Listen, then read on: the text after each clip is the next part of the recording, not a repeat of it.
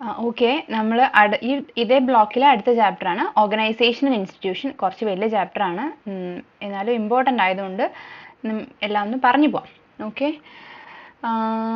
Society എന്ന് പറഞ്ഞാൽ നേരത്തെ പറഞ്ഞ കാര്യങ്ങളാണ്. ഇതെല്ലാം ഇൻട്രൊഡക്ഷൻ എന്ന് പറയുമ്പോൾ സെയിം കണ്ടിന്യൂഷൻ തന്നെ ആയിരിക്കും. സൊസൈറ്റി എന്ന് പറഞ്ഞാൽ എന്താണ്? ഇൻഡിവിജ്വൽസ് ആണ്. ഇൻഡിവിജ്വൽസിൻ്റെ കളക്റ്റീവ്, അതായത് കുറേ ഗ്രൂപ്പ് ഉണ്ടായിരിക്കും. അവരെ എല്ലാവരെയും കൂടെ ചേർത്ത് അതിൻ്റെ സം ടോട്ടൽ, അവരുടെ എല്ലാ റിലേഷൻഷിപ്പും, സം ടോട്ടൽ ഓഫ് ദ റിലേഷൻഷിപ്പിനെയാണ് നമ്മൾ എന്തെന്ന് പറയുന്നത്? സൊസൈറ്റി എന്ന് പറയുന്നത്. സൊസൈറ്റി എന്ന് പറഞ്ഞാൽ എന്തൊക്കെ ഉണ്ട് അതിനകത്ത്? ഇൻഡിവിജ്വൽസും അവരുടെ ഗ്രൂപ്പും അവർ തമ്മിലുള്ള റിലേഷനും. ഓക്കെ,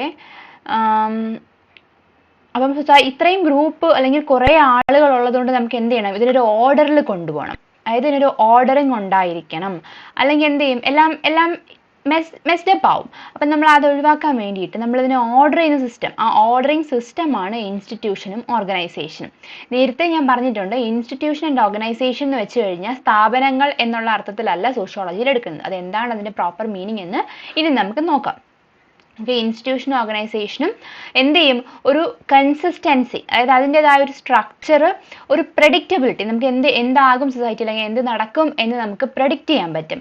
അത് കണക്കാണ് സൊസൈറ്റിക്ക് ഒരു സ്റ്റെബിലിറ്റി. ഇത് മൂന്നും പ്രൊവൈഡ് ചെയ്യുന്നു. എന്തൊക്കെ? ഓർഗനൈസേഷൻസും ഇൻസ്റ്റിറ്റ്യൂഷൻസും. ഇനി എന്താണ്, ഒരു ചെറിയൊരു ബ്രീഫായിട്ട് പറയുവാണെങ്കിൽ എന്താണ് ഇൻസ്റ്റിറ്റ്യൂഷൻ എന്ന് ചോദിച്ചു കഴിഞ്ഞാൽ സെറ്റ് ഓഫ് റൂൾസ് ആണ്, കുറച്ച് നിയമങ്ങളാണ്, അല്ലെങ്കിൽ നമ്മൾ പാലിച്ചു പോകുന്ന കുറച്ച് കാര്യങ്ങളെയാണ് എന്തെന്ന് പറയുന്നത്? ഇൻസ്റ്റിറ്റ്യൂഷനുകൾ എന്ന് പറയുന്നത്. ആ സോഷ്യൽ ഇൻ്ററാക്ഷനുകളെയെല്ലാം അതിനെ സ്ട്രക്ചർ ചെയ്യാൻ, അതിൻ്റെതായ ഒരു ഷേപ്പ് കൊടുക്കാൻ വേണ്ടിയിട്ട് നമ്മൾ കൊണ്ടുവന്നേക്കുന്ന റൂളുകളെയാണ് നമ്മൾ ഇൻസ്റ്റിറ്റ്യൂഷനുകൾ എന്ന് വിളിക്കുന്നത്. അതിനൊരു കോഡ് ഓഫ് കണ്ടക്ട്, അതായത് നമ്മുടെ ബിഹേവിയറൽ പാറ്റേൺ, നമുക്ക് സമൂഹത്തിൽ എങ്ങനെ പെരുമാറണം, നമ്മൾ എൽഡേഴ്സിനോട് എങ്ങനെ, നമ്മുടെ കണ്ടിന്യൂവേഷൻ അല്ലെങ്കിൽ അടുത്ത ജനറേഷൻ വരുന്നത് എങ്ങനെയാണ്, ഇങ്ങനെയൊക്കെയുള്ള സിസ്റ്റങ്ങളെ നമ്മൾ റൂളുകളാക്കി എടുക്കുന്നതിനെയാണ് ഇൻസ്റ്റിറ്റ്യൂഷൻ എന്ന് വിളിക്കുന്നത്. അവിടെ എന്തെയും ഹ്യൂമൻ ഇൻ്ററാക്ഷൻസിനെ അല്ലെങ്കിൽ ഹ്യൂമൻ റിലേഷനെ സ്ട്രക്ചർ ചെയ്യാൻ സഹായിക്കും.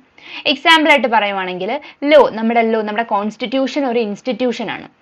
അതായത് നമ്മുടെ ഭരണഘടന ഒരു ഇൻസ്റ്റിറ്റ്യൂഷനാണ്. അതേ കണക്ക് നമ്മുടെ എഡ്യൂക്കേഷൻ സിസ്റ്റം, നമ്മുടെ മാരേജ്, ഫാമിലി, ഇതൊക്കെ എന്താണ്? സമൂഹത്തിൽ ഇങ്ങനെ കാര്യങ്ങൾ നടക്കണം എന്ന് എഴുതി വെച്ചിട്ടുണ്ടാവണം എന്ന് നിർബന്ധമില്ല. നമ്മൾ എന്ത് ചെയ്യുന്നു? അങ്ങനെ പാലിച്ചു പോരുന്നു. അതാണ് ഇൻസ്റ്റിറ്റ്യൂഷൻ. ഓർഗനൈസേഷൻ എന്ന് പറഞ്ഞാൽ it's an advanced institution. Institution എന്താണ്? ഓർഗനൈസേഷൻ ഇൻസ്റ്റിറ്റ്യൂഷൻ തന്നെയാണ്, പക്ഷേ ഇൻസ്റ്റിറ്റ്യൂഷൻ കുറച്ചും കൂടെ എന്ത് ചെയ്യുന്നു? കുറച്ചുകൂടെ ക്ലിയർ ആയിട്ട് നമ്മൾ ഡിഫൈൻ ചെയ്ത് വെച്ചിട്ടുണ്ട്. അതിനൊരു സെറ്റ് ചെയ്ത് വെച്ചിരിക്കുന്ന ബൗണ്ടറി ഉണ്ടായിരിക്കും, ലിമിറ്റേഷൻസ് ഉണ്ടായിരിക്കും. ഓർഗനൈസേഷനിലെ മെമ്പേഴ്സ് ആരാണ്, മെമ്പേഴ്സ് അല്ലാത്തവരാരാണെന്ന് നമുക്ക് എടുത്തു പറയാൻ പറ്റും. ഇൻസ്റ്റിറ്റ്യൂഷൻ ഇപ്പോൾ മാരേജ് എടുക്കുവാണെങ്കിൽ എല്ലാവർക്കും മാരേജ് നടക്കും, എല്ലാവരും മാരേജ്, ഒരു ക്ലാസിഫിക്കേഷനോ അല്ലെങ്കിൽ സെപ്പറേഷനോ അവിടെ ആളുകൾ തമ്മിൽ ഉണ്ടാവില്ല. പക്ഷേ ഓർഗനൈസേഷനിൽ ആ പർട്ടിക്കുലർ ഓർഗനൈസേഷനിലെ മെമ്പർ ആരാണ്, അതിനകത്ത് പെടാത്തത് ആരാണ് എന്ന് നമുക്ക് എടുത്തു പറയാൻ പറ്റും. അതാണ് ഇൻസ്റ്റിറ്റ്യൂഷൻ ഓർഗനൈസേഷൻ തമ്മിലുള്ള വ്യത്യാസം. അല്ലെങ്കിൽ ഒരു അഡ്വാൻസ്ഡ് ഫോം ഓഫ് ഇൻസ്റ്റിറ്റ്യൂഷൻ ആണ് ഓർഗനൈസേഷൻ എന്ന് പറയുന്നത്. ഓർഗനൈസേഷൻ എന്താണ്? അവർക്ക് പ്രത്യേകമായിട്ട് അവരുടെ റെസ്പോൺസിബിലിറ്റീസ്, അവരുടെ ഡ്യൂട്ടി, അവരുടെ പവർ, അതോറിറ്റി, ഇതെല്ലാം കൃത്യമായി എടുത്തു പറഞ്ഞു വെക്കും. ഇൻസ്റ്റിറ്റ്യൂഷൻ പോലെയല്ല, എന്ത് ചെയ്യും? അവരുടെ ഈ കാര്യങ്ങളെല്ലാം എന്ത് ചെയ്യുന്നു? കൃത്യമായി ഡിമാർക്കേറ്റ് ചെയ്ത് വെച്ചിട്ടുണ്ട്. എക്സാമ്പിൾ, ട്രേഡ് യൂണിയനുകൾ, സ്കൂളുകൾ, കോടതികൾ, ഇതെല്ലാം എന്താണ്? ഓർഗനൈസേഷനാണ്. അതായത് എന്ത് ചെയ്യുന്നു? സ്കൂൾ എന്ന് പറയുന്ന ഓർഗനൈസേഷനാണ് എഡ്യൂക്കേഷൻ എന്ന് പറയുന്ന ഇൻസ്റ്റിറ്റ്യൂഷൻ നടക്കുന്നത്. മനസ്സിലായല്ലോ? സെയിം എക്സാമ്പിൾ തന്നെ അവർ പറഞ്ഞിട്ടുണ്ട്. എന്താ? സ്കൂൾ എന്ന് പറയുന്ന ഓർഗനൈസേഷനിൽ ഇൻസ്റ്റിറ്റ്യൂഷൻ എന്ന് പറയുന്ന എഡ്യൂക്കേഷൻ എന്ന് പറഞ്ഞ ഇൻസ്റ്റിറ്റ്യൂഷൻ നടക്കുന്നു. Next, institution are components of society. സൊസൈറ്റിയുടെ ഒരു ഭാഗമാണ് ഇൻസ്റ്റിറ്റ്യൂഷൻ എന്ന് പറയുന്നത്. എന്തിനു സഹായിക്കും? നേരത്തെ പറഞ്ഞ പോലെ ഓർഡർ ആൻഡ് സ്റ്റെബിലിറ്റി ഉണ്ടാകാൻ സഹായിക്കും. ഒരു ഓർഡറിങ്, ഒരു സ്ട്രക്ചർ, ഒരു ഷേപ്പ് കൊണ്ടുവരാൻ സഹായിക്കുന്നു. എന്തിന്? സൊസൈറ്റിക്ക് വേണ്ടിയിട്ട്. അവിടെ ഹ്യൂമൻ ഇൻറ്ററാക്ഷനുകളും ആക്ടിവിറ്റികളും ഉണ്ട്. പല ആക്ടിവിറ്റികളും നടക്കും, പല ടൈപ്പ് ഓഫ് ആക്ടിവിറ്റീസ് നടക്കും. ഇതെല്ലാം നമുക്ക് എന്ത് ചെയ്യണം? അതിനൊരു ഓർഡർ കൊണ്ടുവരണം. അല്ലാതെ എന്ത് ചെയ്യാൻ പറ്റില്ല? എല്ലാം കൂടി വാരി വലിച്ചിട്ടിട്ട് എല്ലാം അതിന് ഇഷ്ടം പോലെ നടക്കട്ടെ എന്ന് പറയാൻ പറ്റില്ല. എല്ലാം ഒരു ഓർഡറിങ്ങിലും നടക്കണം. ഇപ്പം എന്താണ്? പോപ്പുലേഷൻ കൺട്രോളിങ്, അതിൻ്റെ എക്സ്പ്ലോഷൻ ഉണ്ടാവാതിരിക്കുക, അപ്പം അങ്ങനെയുള്ള സിസ്റ്റം, അല്ലെങ്കിൽ പോപ്പുലേഷൻ കണ്ടിന്യൂ ചെയ്ത് വരണം എന്നുള്ളത്, ഇതിനൊക്കെ എന്താണ്? ഒരു പർട്ടിക്കുലർ ടൈപ്പ് ഓഫ് ഇൻസ്റ്റിറ്റ്യൂഷൻ്റെ പേരിൽ നമ്മൾ കൊടുത്തു വെച്ചിട്ടുണ്ട്. അതാണ് നോക്കുന്നത്. ഓക്കെ, അപ്പം ശരിക്കും എന്താണ് ഇൻസ്റ്റിറ്റ്യൂഷൻ? ഹ്യൂമൻ ഇൻറ്ററാക്ഷൻസിനെ സ്ട്രക്ചർ ചെയ്യുന്ന റൂളുകളെയാണ് നമ്മൾ ഇൻസ്റ്റിറ്റ്യൂഷൻ എന്ന് വിളിക്കുന്നത്. ഇനി ഇൻസ്റ്റിറ്റ്യൂഷൻ എന്താണ്? അതിൻ്റെ മെമ്പേഴ്സിലൂടെയാണ് നടക്കുന്നത്. അതായത് മെമ്പേഴ്സിൽ അവരെ കൊണ്ട് അല്ലെങ്കിൽ അവരെ മൂലമാണ് അത് നടക്കുന്നത്. മാരേജ് എന്ന് പറയുന്ന സിസ്റ്റം, അത് നടക്കാൻ ഒരാൾ വേണം. എഡ്യൂക്കേഷൻ ആണെങ്കിൽ അത് പഠിക്കാൻ കുട്ടികൾ വേണം, അല്ലെങ്കിൽ പഠിപ്പിക്കാൻ ടീച്ചേഴ്സ് വേണം. അപ്പോൾ ആ മെമ്പേഴ്സിലൂടെയാണ് ഇൻസ്റ്റിറ്റ്യൂഷനുകൾ നടക്കുന്നത്. ഓക്കെ, എമിലി ഡർഖെയിം എന്ത് ചെയ്യുന്നു, അദ്ദേഹം സോഷ്യോളജി എന്ന് പറഞ്ഞാൽ എന്താണ് എന്ന് അദ്ദേഹം കൊടുത്ത ഡെഫിനിഷൻ വളരെ ഇമ്പോർട്ടൻ്റ് ആണ് ഇൻസ്റ്റിറ്റ്യൂഷനോട് ബന്ധപ്പെട്ട്. കാരണം അദ്ദേഹം പറഞ്ഞത് sociology is A scientific study of principal institutions, പ്രധാനപ്പെട്ട ഇൻസ്റ്റിറ്റ്യൂഷനുകളെ പറ്റിയുള്ള പഠനമാണ് സോഷ്യോളജി എന്നാണ് ഡർഖെയിം പറഞ്ഞത്. അപ്പൊ ആ ഡെഫിനേഷനൊക്കെ ഇമ്പോർട്ടൻ്റ് ആണ്. അപ്പൊ നമുക്ക് അദ്ദേഹം മെയിനായിട്ട് നമ്മൾ സോഷ്യോളജിയിൽ പഠിക്കുന്ന ഇൻസ്റ്റിറ്റ്യൂഷനുകൾ ഏതൊക്കെയാണ്? റിലീജിയൻ, ഫാമിലി, എഡ്യൂക്കേഷൻ, ഇതെല്ലാം ഡിഫറെന്റ് ടൈപ്പ് ഓഫ് ഇൻസ്റ്റിറ്റ്യൂഷൻസ് ആണ്. ഈ ഇൻസ്റ്റിറ്റ്യൂഷൻ എല്ലാം സോഷ്യോളജി എന്ന് പറഞ്ഞ സബ്ജക്റ്റിന്റെ പഠനത്തിൽ വളരെ ഇമ്പോർട്ടൻറ്റ് ഫാക്ടേഴ്സുമാണ്. ഇനി നമുക്ക് നോക്കാം, ഇനി കുറച്ച് സ്കോളേഴ്സ്, യൂഷ്വലി നമ്മൾ പറയാറുള്ള പോലെ തന്നെയാ എന്താണ്, കുറച്ച് സോഷ്യോളജിസ്റ്റുകൾ അല്ലെങ്കിൽ സ്കോളേഴ്സ്, ഇമ്പോർട്ടൻ്റ് ആയ കുറച്ച് പേര് ഇൻസ്റ്റിറ്റ്യൂഷനെ ഡിഫൈൻ ചെയ്തേക്കുന്ന വിധമാണ്. First one is Ginsberg. Morris Ginsberg പറഞ്ഞത് ഇൻസ്റ്റിറ്റ്യൂഷൻ എന്താണെന്നാണ്, forms or modes of relationship between social beings. അതായത് സോഷ്യൽ ബീങ്സ് എന്ന് പറഞ്ഞാൽ മനുഷ്യന്മാർ തമ്മിലുള്ള റിലേഷന്റെ ഡിഫറെന്റ് ഫോമുകൾ അല്ലെങ്കിൽ ഡിഫറെന്റ് മോഡുകൾ, അതിനെ ആണ് എന്തെന്ന് പറയുന്നത് ഇൻസ്റ്റിറ്റ്യൂഷൻ എന്ന് പറയുന്നത് എന്നാണ് ഗിൻസ്ബർഗ് പറഞ്ഞത്. ഞാൻ അതിനകത്ത് ഇമ്പോർട്ടൻറ്റ് ടേം മാത്രമേ ഹൈലൈറ്റ് ചെയ്തുള്ളൂ. ബട്ട് നിങ്ങൾ പഠിക്കുമ്പോൾ ഇത് ഫുള്ളായിട്ട് പഠിച്ചില്ലെങ്കിൽ, ഇപ്പോൾ നിങ്ങൾ ഇൻസ്റ്റിറ്റ്യൂഷൻസ് ആർ ഡെഫിനിറ്റ് ആൻഡ് അങ്ങനെയൊന്നും പഠിച്ചില്ലെങ്കിലും he described institutions are forms or modes of relationship between social beings എന്നെങ്കിലും പഠിക്കാൻ ശ്രമിക്കുക. എന്നുവെച്ചാൽ ഇൻകംപ്ലീറ്റ് ഒരാളെ പറ്റി അല്ലെങ്കിൽ ഒരാൾ പറഞ്ഞ കാര്യം എഴുതുമ്പോൾ അതൊരിക്കലും ഇൻകംപ്ലീറ്റ് ആയിട്ട് ചുമ്മാ എന്തെങ്കിലും മാത്രം എഴുതി വെക്കരുത്. അതാണ് ഞാൻ പറഞ്ഞു വന്നത്. നെക്സ്റ്റ് മെക്കൈവർ എന്താണ് പറഞ്ഞത്? അദ്ദേഹം പറഞ്ഞത് ഇൻസ്റ്റിറ്റ്യൂഷൻ എന്ന് പറഞ്ഞാൽ എന്താണ്, forms or conditions or procedure characteristics of group activity. അതായത് ഒരു ഗ്രൂപ്പ് ആക്ടിവിറ്റി എങ്ങനെ നടക്കണമെന്നും അതിന്റെ പ്രൊസീജിയർ എന്താ, അതിന്റെ കണ്ടീഷൻ എന്താ എന്നതാണ് ഇൻസ്റ്റിറ്റ്യൂഷൻ എന്നാണ് മെക്കൈവർ പറഞ്ഞത്. നെക്സ്റ്റ് സംനർ പറഞ്ഞത് ഇൻസ്റ്റിറ്റ്യൂഷനകത്ത് എന്തൊക്കെ ഉണ്ടെന്നാണ് ഇൻസ്റ്റിറ്റ്യൂഷൻ എന്ന് പറഞ്ഞാൽ അതിന്റെ concept, idea, notion, doctrine or interest and structure, ഇത്രയുമുള്ള സാധനത്തിനെയാണ് എന്തെന്ന് പറയുന്നത് ഇൻസ്റ്റിറ്റ്യൂഷൻ. ഒരു കൺസെപ്റ്റ് ഉണ്ടാവും, അതിനൊരു ഐഡിയ ഉണ്ടാകും, അല്ലെങ്കിൽ അതിനൊരു എന്താണ്, അല്ലെങ്കിൽ ഒരു പർട്ടിക്കുലർ സ്ട്രക്ചറിലുള്ള സാധനത്തിനെയാണ് നമ്മൾ എന്തെന്ന് വിളിക്കുന്നത് ഇൻസ്റ്റിറ്റ്യൂഷൻ എന്ന് വിളിക്കുന്നത്. ഇതെല്ലാം പഠിക്കണമെന്നില്ല, നിങ്ങൾക്ക് എളുപ്പമുള്ള 2 or 3 പഠിക്കാം. മെലനോസ്കി പറഞ്ഞത് എന്താണ്? അദ്ദേഹം പറഞ്ഞു എല്ലാ ഇൻസ്റ്റിറ്റ്യൂഷനുകളും എന്തിനെ ചുറ്റിപ്പറ്റി നിൽക്കും, അതിന്റെ ഫണ്ടമെന്റൽ നീഡ്. അതായത് എല്ലാ ഇൻസ്റ്റിറ്റ്യൂഷനും എന്താണ്, ഒരു പർട്ടിക്കുലർ എയിം ഉണ്ടായിരിക്കും. മാരേജ് എന്ന് പറഞ്ഞ ഇൻസ്റ്റിറ്റ്യൂഷൻ എന്താണ്, പോപ്പുലേഷൻ എന്താണ് കണ്ടിന്യൂസ് ആയിട്ട് പോകാൻ വേണ്ടിയിട്ടുള്ള ഒരു ഇൻസ്റ്റിറ്റ്യൂഷനാണ്. അല്ലെങ്കിൽ എഡ്യൂക്കേഷൻ എന്ന് പറഞ്ഞാൽ എന്താണ്, ആളുകൾക്ക് ആവശ്യമായ നോളജ് അല്ലെങ്കിൽ അവരുടെ വെൽഫെയർ കൊണ്ടുവരാൻ വേണ്ടിയിട്ടുള്ള ഒരു ബേസിക് ഐഡിയയാണ് എഡ്യൂക്കേഷൻ. അങ്ങനെ എല്ലാ ഇൻസ്റ്റിറ്റ്യൂഷനും എന്തുണ്ട്, ഒരു ഫണ്ടമെന്റൽ നീഡ് ഉണ്ടായിരിക്കും. അത് പെർമനന്റ്ലി യുണൈറ്റ് ചെയ്ത് നിൽക്കും. ആ ഗ്രൂപ്പ് എന്ത് ചെയ്യും, എപ്പോഴും ഒന്നിച്ച് നിൽക്കുകയും അങ്ങനെ വരുന്നൊരു ഡോക്ട്രിൻ, ബോഡി ഓഫ് ഡോക്ട്രിനുകളെയാണ് നമ്മൾ ഇൻസ്റ്റിറ്റ്യൂഷൻ എന്ന് വിളിക്കുന്നതാണ് മെലനോസ്കി പറഞ്ഞത്. ടെർണർ പറഞ്ഞത് എന്താണ്? അദ്ദേഹം പറഞ്ഞു പർട്ടിക്കുലർ ടൈപ്സ് ഓഫ് സോഷ്യൽ സ്ട്രക്ചറുകളെയാണ് നമ്മൾ എന്തെന്ന് വിളിക്കേണ്ടത്, ഇൻസ്റ്റിറ്റ്യൂഷൻ എന്ന് വിളിക്കേണ്ടത് എന്നാണ് ടെർണർ പറയുന്നത്. ഇനി ഇത്രയുമാണ് സ്കോളേഴ്സിന്റെ ഐഡിയ. ഇനി നമുക്ക് ഇൻസ്റ്റിറ്റ്യൂഷന്റെ ഒരു പ്രോപ്പർ അതിന്റെ ബേസിസ് എന്താണെന്ന് അനലൈസ് ചെയ്യാം. അതിനകത്ത് നോക്കിയാൽ നമുക്കറിയാം ഇൻസ്റ്റിറ്റ്യൂഷനുകൾ ഫിസിക്കൽ ആകണം എന്നില്ല. മാരേജ് എന്ന് പറഞ്ഞ സിസ്റ്റം, ഇതാണ് മാരേജ് എന്ന് പറഞ്ഞാൽ നമുക്ക് ചൂണ്ടിക്കാണിക്കാൻ അല്ലെങ്കിൽ തൊട്ട് കാണിക്കാൻ ഒരു സിസ്റ്റം ഇല്ല, ഫിസിക്കൽ ആയിട്ടൊന്നുമില്ല. എന്നാൽ മാരേജ് എന്ന് പറഞ്ഞ ഇൻസ്റ്റിറ്റ്യൂഷൻ ഉണ്ട് താനും. ഇനി അതെന്താണ്, അത് ഒരു കോർഡിനേറ്റഡ് പാറ്റേൺ ഓഫ് ബിഹേവിയർ ആയിരിക്കും, ഇങ്ങനെ പെരുമാറണം എന്നുള്ളൊരു രീതിയായിരിക്കാം. ഇനി രണ്ടാമത് ഇൻസ്റ്റിറ്റ്യൂഷൻ എന്ത് ചെയ്യുന്നു, നമ്മുടെ ബിഹേവിയറൽ പാറ്റേൺ, മനുഷ്യന്മാർ എങ്ങനെ പെരുമാറുന്നു എന്നുള്ളത് എക്സ്പ്ലെയിൻ ചെയ്യാൻ നമ്മളെ സഹായിക്കുന്നു. അതെപ്പോഴും എന്ത് ചെയ്യും, അത് നമ്മുടെ ആ ബിഹേവിയറൽ പാറ്റേൺ റെസ്ട്രിക്റ്റ് ചെയ്യാറുമുണ്ട്, അത് കണക്ക് തന്നെ എന്ത് ചെയ്യും, അതിന് വേണ്ടുന്ന പൊട്ടൻഷ്യൽ അല്ലെങ്കിൽ ആ ഒരു എബിലിറ്റി കൊടുക്കാറുമുണ്ട്. ഇതിന് രണ്ടിനെയും ഇൻസ്റ്റിറ്റ്യൂഷൻ കൊണ്ട് പോസിബിൾ ആകും. അതായത് എന്തെങ്കിലും കാര്യം റെസ്ട്രിക്റ്റ് ചെയ്യാം. ഇപ്പം നമുക്ക് പറയാം എന്താണ്, ഇപ്പം എഡ്യൂക്കേഷൻ കൊടുക്കുക അല്ലെങ്കിൽ അവരുടെ വെൽഫെയർ കൊണ്ടുവരാൻ വേണ്ടിയിട്ടാണ്, അവരുടെ വെൽഫെയർ കൊണ്ടുവരാൻ വേണ്ടിയിട്ടാണ് എഡ്യൂക്കേഷൻ കൊടുക്കുന്നത്. അപ്പോൾ അവരെന്ത് ചെയ്യുന്നു, അവരുടെ പൊട്ടൻഷ്യൽ അല്ലെങ്കിൽ അവരുടെ ആ ഒരു എബിലിറ്റി എനേബിൾ ചെയ്യുകയാണ് ശരിക്കും എഡ്യൂക്കേഷൻ വെച്ച് ചെയ്യുന്നത്. ഇപ്പോൾ റെസ്ട്രിക്ഷൻ പറയുവാണെങ്കിൽ എന്ത് ചെയ്യുന്നു, നമ്മൾ ഇന്റർകാസ്റ്റ് അല്ലെങ്കിൽ റിലീജിയസ് കൺവേർഷൻ നമ്മൾ റെസ്ട്രിക്റ്റ് ചെയ്യുന്നു പർട്ടിക്കുലർ കാസ്റ്റുകളിൽ.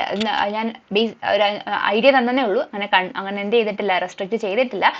റിലീജിയനുകൾ എന്ത് ചെയ്യുന്നു, റിലീജിയസ് കൺവേർഷൻ റെസ്ട്രിക്റ്റ് ചെയ്യുന്നു. എന്താണ്, അവരുടെ റിലീജിയസ് ആ ഒരു മൈനോറിറ്റി ആയി പോവാതിരിക്കാനോ അല്ലെങ്കിൽ അവരുടെ കണ്ടിന്യൂസ് ആയ റിലീജിയന്റെ എക്സിസ്റ്റൻസ് കൊണ്ടുവരാനോ വേണ്ടിയിട്ടായിരിക്കാം റെസ്ട്രിക്ഷൻ കൊണ്ടുവരുന്നത്. അപ്പൊ എന്ത് ചെയ്യുന്നു, ഇൻസ്റ്റിറ്റ്യൂഷനുകൾ റെസ്ട്രിക്ഷനും അവൻ്റെ പൊട്ടൻഷ്യൽ കൊടുക്കാറും രണ്ടും ചെയ്യാറുണ്ട്.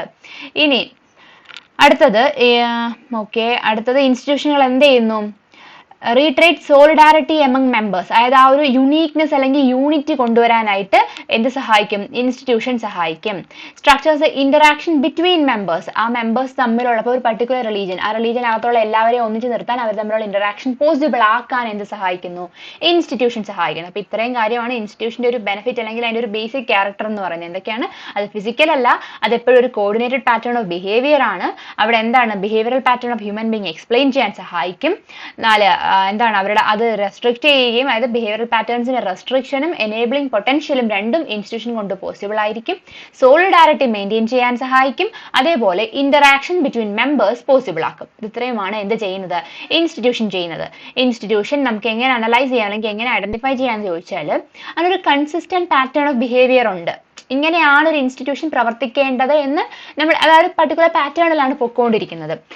അതിന് പ്രത്യേകമായിട്ട് നോംസ് ആൻഡ് സാങ്ഷൻസ് ഉണ്ടാവാറുണ്ട്. അതായത് ഇങ്ങനെ പോകണം എന്നുള്ള നോമുകളും അത് തെറ്റിക്കപ്പെട്ടാലുള്ള സാങ്ഷനുകൾ, അതായത് പണിഷ്മെന്റുകളോ അല്ലെങ്കിൽ റിവാർഡുകളോ ഉണ്ടാവാറുമുണ്ട്.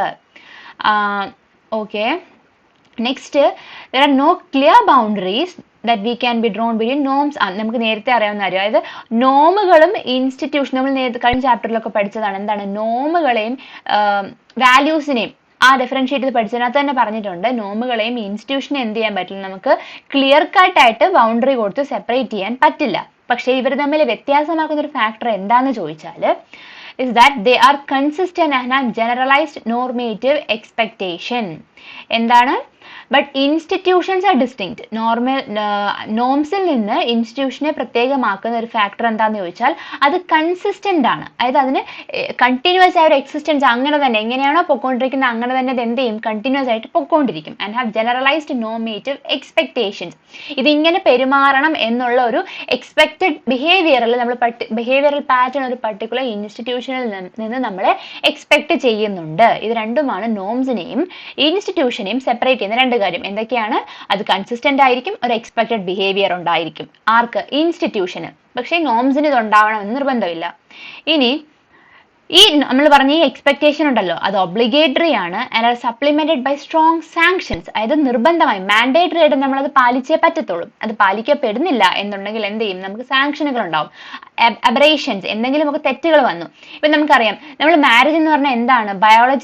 ബയോളജിക്കലായിട്ട് നമ്മൾ റീപ്രൊഡ്യൂസ് ചെയ്യാനുള്ള അതിനുള്ളൊരു പെർമിഷൻ ആണ് ശരിക്കും പറഞ്ഞാൽ മാരേജ് എന്ന് പറഞ്ഞ സിസ്റ്റം. അതിന് പുറമെ നമ്മൾ മാരേജിന് മുന്നേ അല്ലെങ്കിൽ മാരേജ് ഇല്ലാതെ തന്നെയോ നമ്മൾ എന്ത് ചെയ്യുന്നു? ഒരു കുട്ടി ജനിക്കുന്നു എന്ന് പറഞ്ഞാൽ എന്താണ്? അതിൽ ആ ഒരു ഫോമൽ അല്ലെങ്കിൽ നമ്മൾ ഇതുവരെ പാലിച്ചു പോകുന്ന ഒരു സിസ്റ്റം, ആ ഒരു റീപ്രൊഡക്റ്റീവ് സിസ്റ്റം അല്ലെങ്കിൽ കണ്ടിന്യൂസ് ആയിട്ട് ആ ഒരു സോഷ്യോളജിക്കൽ പാറ്റേണിന് അബറേഷൻ വന്നതാണ്. അല്ലെങ്കിൽ എന്ത് ചെയ്യുന്നു? അവിടെ അതും വയലേറ്റ് ചെയ്യപ്പെടുകയാണ്. അവിടെ നമുക്ക് എന്തുണ്ടാകും? അവിടെ നമുക്ക് എന്തെങ്കിലും പണിഷ്മെന്റുകൾ, അതായത് സിവിയർ ആയ പണിഷ്മെന്റുകളോ അല്ലെങ്കിൽ പെർട്ടിക്കുലർ സൊസൈറ്റിയിലാണെങ്കിൽ എന്ത് ചെയ്യും? ആ കുട്ടീനെ അവിടുന്ന് അവര് ആ പർട്ടിക്കുലർ റിലീജിയൻ നിന്ന് പുറത്താക്കുന്നു അല്ലെങ്കിൽ ഫാമിലിയിൽ നിന്ന് പുറത്താക്കുന്നു. ഇങ്ങനെയൊക്കെയുള്ള സിസ്റ്റം ഉണ്ടാവാറുണ്ട്.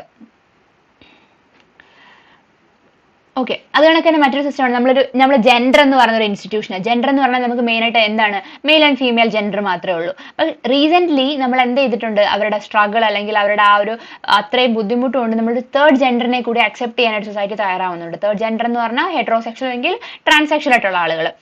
അപ്പോൾ അവരെന്താണ് ഇപ്പോൾ ഒരു പുതിയ സിസ്റ്റമായിട്ട് നമ്മൾ തേർഡ് ജെൻഡർ എന്നത് നമ്മുടെ ഇപ്പോഴത്തെ പല ഫോമിലും ആഡ് ചെയ്തിട്ടുണ്ട്. ഇതിന് മുമ്പ് എന്ത് മാത്രമേ ഉള്ളൂ? മെൻ ആൻഡ് വിമൻ എന്ന സിസ്റ്റം മാത്രമേ ഉള്ളൂ. പലയിടത്തും പോയ public toilet men and women മാത്രമേ ഉള്ളൂ. തേർഡ് ജെൻഡർ അല്ലെങ്കിൽ ന്യൂട്രൽ ജെൻഡർ ഉള്ള ഒരു ടോയ്ലറ്റ് നമുക്ക് കാണാൻ പറ്റില്ല. ഇപ്പൊ എന്താണ്? പക്ഷേ ആ സിസ്റ്റം ഒക്കെ മാറി വരുന്നുണ്ട്. അപ്പൊ എന്ത് ചെയ്യുന്നത്? ജെൻഡർ എന്ന് പറഞ്ഞ ഇൻസ്റ്റിറ്റ്യൂഷനിൽ ഉണ്ടാവുന്ന മാറ്റങ്ങൾ. അതേപോലെ പല ഇൻസ്റ്റിറ്റ്യൂഷൻ എന്ത് ചെയ്യുന്നുണ്ട്? മാറുന്നുണ്ട്. Okay, institution function well in so far they maintain stable patterns of expectation, thought and action. അതായത് ഇൻസ്റ്റിറ്റ്യൂഷൻ എന്ന് പറഞ്ഞാൽ അത് കണ്ടിന്യൂസ് ആയിട്ട് എന്തുകൊണ്ട് ഇപ്പോഴും തുടർന്ന് പോകുന്നു എന്ന് ചോദിച്ചാൽ ആ ഇൻസ്റ്റിറ്റ്യൂഷൻ എന്തുണ്ട്? നമുക്കൊരു കണ്ടിന്യൂസ് ആയ ഒരു എക്സ്പെക്ടേഷൻ പാറ്റേണുകളുണ്ട്. ഇപ്പോൾ ഒരു കുട്ടി ഒരു ഫാമിലി ജനിച്ചു, അപ്പോൾ ആ കുഞ്ഞ് ജനിച്ച് അതിനൊരു അതിനൊരു മെച്യൂരിറ്റി എത്തുന്നവരെ എന്താണ്? അതിൻ്റെ പാരൻസ് അതിന് പ്രൊവൈഡ് ചെയ്യും. അത് പാരൻസിൽ നിന്നുള്ള ആ പാരൻസ് എന്ന് പറയുന്ന ആ ഒരു ഇൻസ്റ്റിറ്റ്യൂഷൻ അല്ലെങ്കിൽ ഫാമിലി എന്ന് പറയുന്ന ഇൻസ്റ്റിറ്റ്യൂഷനിൽ നമ്മൾ എക്സ്പെക്ട് ചെയ്യുന്ന കാര്യമാണ്. ഇനി ആ കുഞ്ഞ് വളർന്നു അതിനൊരു ജോലി ആയി കഴിയുമ്പോൾ എന്താണ്? അതൊരു മ്യൂച്വൽ അണ്ടർസ്റ്റാൻഡിങ്ങിലായിരിക്കും. അതായത് ആ കുഞ്ഞ് വളർന്നു കഴിഞ്ഞാൽ എന്താണ് അതിൽ നിന്ന് എക്സ്പെക്ട് ചെയ്യുന്ന ബിഹേവിയറൽ പാറ്റേൺ എന്തായി? ഓൾഡ് ഏജ് അല്ലെങ്കിൽ അത്രയും വയസ്സായ അച്ഛനും അമ്മയും നമ്മൾ എന്ത് ചെയ്യണം? നോക്കണം. അല്ലെങ്കിൽ നമ്മളെ കുഞ്ഞുങ്ങൾ വളർന്നു കഴിഞ്ഞാൽ നമ്മൾ നോക്കേണ്ടത് ആരെയാണ്? നമ്മുടെ പാരൻസിനെയാണ്. അങ്ങനെ ഒരു സിസ്റ്റം. അതായത് എപ്പോഴും ഒരു എക്സ്പെക്ടേഷൻ അല്ലെങ്കിൽ തോട്ട് ആൻഡ് ആക്ഷൻ ആർക്കുണ്ട്? ഏതൊരു ഇൻസ്റ്റിറ്റ്യൂഷനെയും ബേസ് ചെയ്തിട്ട് ഉണ്ടായിരിക്കും. ഇനി അപ്പോൾ ഈ ഒരു തോട്ട് ആൻഡ് ആക്ഷൻ അല്ലെങ്കിൽ എക്സ്പെക്ടേഷൻ ആണ് ഇൻസ്റ്റിറ്റ്യൂഷനെ സ്റ്റെബിലിറ്റി മെയിൻറ്റെയിൻ ചെയ്യാൻ അല്ലെങ്കിൽ ഡിറ്റർമൈൻ ചെയ്യാനായിട്ട് സഹായിക്കുന്നത്. ഇനി ഇൻസ്റ്റിറ്റ്യൂഷനുകളെ സോഷ്യോളജിസ്റ്റുകൾ കൺസിഡർ ചെയ്യുന്നത് എങ്ങനെയാണെന്ന് ചോദിച്ചു കഴിഞ്ഞാൽ not singularly as stable static phenomena but as process. സോഷ്യോളജിസ്റ്റുകൾ ഒരു പർട്ടിക്കുലർ അല്ലെങ്കിൽ ഒരു യുണീക്കായ ഒരൊറ്റ സിസ്റ്റം അല്ലെങ്കിൽ ഒരു ഒറ്റ ഫിനോമിന എന്നല്ല, അതൊരു പ്രോസസ്സാണ്. ഒരു ഇൻസ്റ്റിറ്റ്യൂഷൻ എന്ത് ചെയ്യുന്നു, മറ്റൊരു ഇൻസ്റ്റിറ്റ്യൂഷനെ ഡിപ്പെൻഡ് ചെയ്യുന്നു അല്ലെങ്കിൽ ഇൻഫ്ലുവൻസ് ചെയ്യുന്നു. ആ ഒരു പർട്ടിക്കുലർ ഇൻസ്റ്റിറ്റ്യൂഷൻ അതിൻ്റെ കണ്ടിന്യൂസ് അല്ലെങ്കിൽ അതിനകത്ത് ഉൾപ്പെടുന്ന ആളുകളുടെ എല്ലാം ജീവിതത്തെ ബാധിക്കുന്നു. അങ്ങനെയൊക്കെയുള്ള ഒരു കുറേ ടൈപ്പ് ഓഫ് ഫിനോമിനാസ് ക്രിയേറ്റ് ചെയ്യാൻ പറ്റുന്ന ഒരു പ്രോസസ്സാണ് ഇൻസ്റ്റിറ്റ്യൂഷൻ എന്നാണ് സോഷ്യോളജിസ്റ്റുകൾ പറയുന്നത്. അപ്പോൾ അവിടെ എന്തൊക്കെ പ്രോസസ്സാണ് നടക്കുന്നത്? Institutionalisation, deinstitutionalisation and reinstitutionalisation. ഇത് മൂന്നും നടക്കുന്ന ഒരു കൈൻഡ് ഓഫ് പ്രോസസ്സാണ് ഇൻസ്റ്റിറ്റ്യൂഷൻ എന്നാണ് സോഷ്യോളജിസ്റ്റുകൾ പറയുന്നത്. ഇനി ഈ ടേം ഇൻസ്റ്റിറ്റ്യൂഷൻ എന്ന് പറയുന്ന ടേമിൻ്റെ ഉത്ഭവം എവിടെയാണെന്ന് ചോദിച്ചു കഴിഞ്ഞാൽ ശരിക്കും ഇൻസ്റ്റിറ്റ്യൂഷൻ എന്ന് പറയുന്ന വാക്ക് ഉപയോഗിച്ച് തുടങ്ങുന്നത് എക്കണോമിക്സിലാണ്. പിന്നീടാണ് നമ്മൾ സോഷ്യോളജിസ്റ്റുകൾ അത് കടമെടുക്കുന്നത്. പക്ഷെ ശരിക്കും ഇൻസ്റ്റിറ്റ്യൂഷൻ എന്ന് എക്കണോമിക്സിൽ കൊടുത്തേക്കുന്ന ഡെഫിനിഷൻ അല്ലെങ്കിൽ അതിൻ്റെ അർത്ഥം എന്താണെന്ന് നമ്മൾ സോഷ്യോളജിസ്റ്റുകൾ ഉപയോഗിക്കുന്നില്ല, അത് ഡിഫറെൻ്റ് ആണ്. പക്ഷേ സോഷ്യോളജിസ്റ്റുകൾ ആ വാക്ക് എടുത്തു, അവർ കൊടുത്തു വരുന്ന മീനിങ് എക്കണോമിസ്റ്റുകാർ ഉപയോഗിക്കാറുണ്ട്. എക്കണോമിസ്റ്റുകൾ ഉപയോഗിക്കുന്നുണ്ട്. കാര്യം അവർക്ക് എന്താണ് നമ്മൾ നേരത്തെ സോഷ്യോളജിയും എക്കണോമിക്സും തമ്മിലുള്ള ആ റിലേഷൻ പഠിച്ച ചാപ്റ്ററിൽ പറഞ്ഞതാണ്. പല ടൈപ്പ് ഓഫ് സോഷ്യൽ ഫിനോമിനാസ് അല്ലെങ്കിൽ സോഷ്യൽ റിയാലിറ്റീസ് ആണ് എക്കണോമിക്സിൽ പഠിക്കുന്നത്. അപ്പോൾ എക്കണോമിക്സുകാർക്ക് ഇത് പഠിക്കണമെങ്കിൽ സോഷ്യോളജിയിലെ പല ഫാക്ടേഴ്സും ഐഡിയാസും എടുക്കേണ്ടി വരും. അപ്പം നമ്മൾ സോഷ്യോളജിസ്റ്റുകൾ ഇൻസ്റ്റിറ്റ്യൂഷന് കൊടുക്കുന്ന മീനിങ്ങിനെ എക്കണോമിസ്റ്റുകൾ ഉപയോഗിക്കുന്നു. ബട്ട് എക്കണോമിസ്റ്റ് കൊടുത്ത ഡെഫിനിഷൻ അല്ലെങ്കിൽ അതിന്റെ മീനിൽ നിന്ന് എൻ്റയർലി ഡിഫറെൻ്റ് ആയ ഒരു ഐഡിയ ആണ് സോഷ്യോളജിസ്റ്റുകൾ ഇൻസ്റ്റിറ്റ്യൂഷന് കൊടുത്തേക്കുന്നത്. എങ്ങനെയായാലും എക്കണോമിക്സിലാണ് ഇൻസ്റ്റിറ്റ്യൂഷൻ എന്ന് പറയുന്ന വാക്ക് ആദ്യമായി ഉപയോഗിക്കുന്നത്. അത് ആരാണ് ഉപയോഗിച്ചതെന്ന് വെച്ചാൽ Oliver Williamson and DC North. ഇവർ രണ്ടുപേരുമാണ് ഇൻസ്റ്റിറ്റ്യൂഷൻ എന്ന പദം ആദ്യമായിട്ട് എക്കണോമിക്സിൽ ഉപയോഗിച്ചേക്കുന്നത്. ഇനി അവിടുന്ന് സോഷ്യോളജിയിലേക്ക് കൊണ്ടുവന്ന ആള് ഹെർബർട്ട് സ്പെൻസർ ആണ് സോഷ്യോളജിയിൽ ഇൻസ്റ്റിറ്റ്യൂഷൻ എന്ന് പറയുന്ന പദം പോപ്പുലറൈസ് ചെയ്യുന്നത് അദ്ദേഹമാണ്. അദ്ദേഹം പറഞ്ഞത് സൊസൈറ്റി എന്ന് പറഞ്ഞാൽ എന്താണ്? ഒരു ഓർഗാനിസമാണ്. ഇൻസ്റ്റിറ്റ്യൂഷനുകളെല്ലാം അതിൻ്റെ ഓർഗനുകളാണ്. ഇതാണ് ആര് പറഞ്ഞത്? സ്പെൻസർ പറഞ്ഞേക്കുന്നത്. ഇനി ഇൻസ്റ്റിറ്റ്യൂഷന്റെ പേർപ്പസ് എന്താന്ന് ചോദിച്ചാൽ അതൊരു ജർമ്മൻ സോഷ്യോളജിസ്റ്റിന്റെ ഐഡിയ വെച്ചിട്ടാണ് എക്സ്പ്ലെയിൻ ചെയ്യുന്നത്. രണ്ടുപേരുടെ ഉണ്ടെന്ന് തോന്നുന്നു. രണ്ടുപേരുടെ ഉണ്ട്. ലക്മാൻ്റെ ഐഡിയയും പറയുന്നുണ്ട്. ഫസ്റ്റ് വൺ അർണോൾഡ് ഗെഹലൻ എന്താ പറയുന്നത്? അദ്ദേഹം പറഞ്ഞത് ശരിക്കും ഹ്യൂമൻസിന് ഒരു ഇൻസ്റ്റിങ്ച്വൽ വേൾഡാണ് ഉണ്ടായിരുന്നത്. നമ്മൾ എങ്ങനെയാണോ അങ്ങനെ ജീവിക്കുന്നു. നമുക്കിപ്പോൾ എന്ത് ചെയ്യാൻ തോന്നുന്നു അങ്ങനെ ജീവിക്കും. നമ്മുടെ ഇൻസ്റ്റിങ്ക്റ്റ് അനുസരിച്ചാണ് ജീവിച്ചുകൊണ്ടിരുന്നത്. അതിനൊരു ഒരു പാറ്റേണോ അല്ലെങ്കിൽ ഇങ്ങനെ വേണം എന്ന് എഴുതപ്പെട്ട റൂളുകളോ അത് ആ ഒരു അതോറിറ്റി അതൊന്നും കൺട്രോൾ ചെയ്യാനുള്ള അതോറിറ്റികളോ ഒന്നും ഉണ്ടായിരുന്നില്ല. നമ്മുടെ എങ്ങനെ ജീവിക്കുന്നു അങ്ങനെ പോകുന്നു. അപ്പോഴാണ് നമുക്ക് എന്ത് ചെയ്യുന്നത്? ഒരു എംപ്റ്റിനെസ് ഫീൽ ചെയ്യും. നമുക്കൊരു എന്തൊക്കെയോ ഇല്ലായ്മ അല്ലെങ്കിൽ പോരായ്മ ഫീൽ ചെയ്യും. നമുക്കൊരു കൾച്ചറൽ വേൾഡിന്റെ ആബ്സെൻസ് ഫീൽ ചെയ്യും. അങ്ങനെ ഒരു ഇൻകംപ്ലീറ്റ്നെസ് ഇല്ലാതാക്കാൻ വേണ്ടി അല്ലെങ്കിൽ അതിനെ സപ്ലിമെന്റ് ചെയ്യാൻ വേണ്ടി നമ്മൾ കൊണ്ടുവന്നതാണ് ഇൻസ്റ്റിറ്റ്യൂഷനുകൾ എന്നാണ് ഗെഹ്ലൻ പറയുന്നത്. ഇനി തോമസ് ലക്മാൻ അദ്ദേഹത്തിന്റെ പുസ്തകം സോഷ്യൽ കൺസ്ട്രക്ഷൻ ഓഫ് റിയാലിറ്റി, ഈ ബുക്കൊക്കെ വളരെ ഇമ്പോർട്ടൻ്റ് ആണ് സോഷ്യോളജിക്ക്.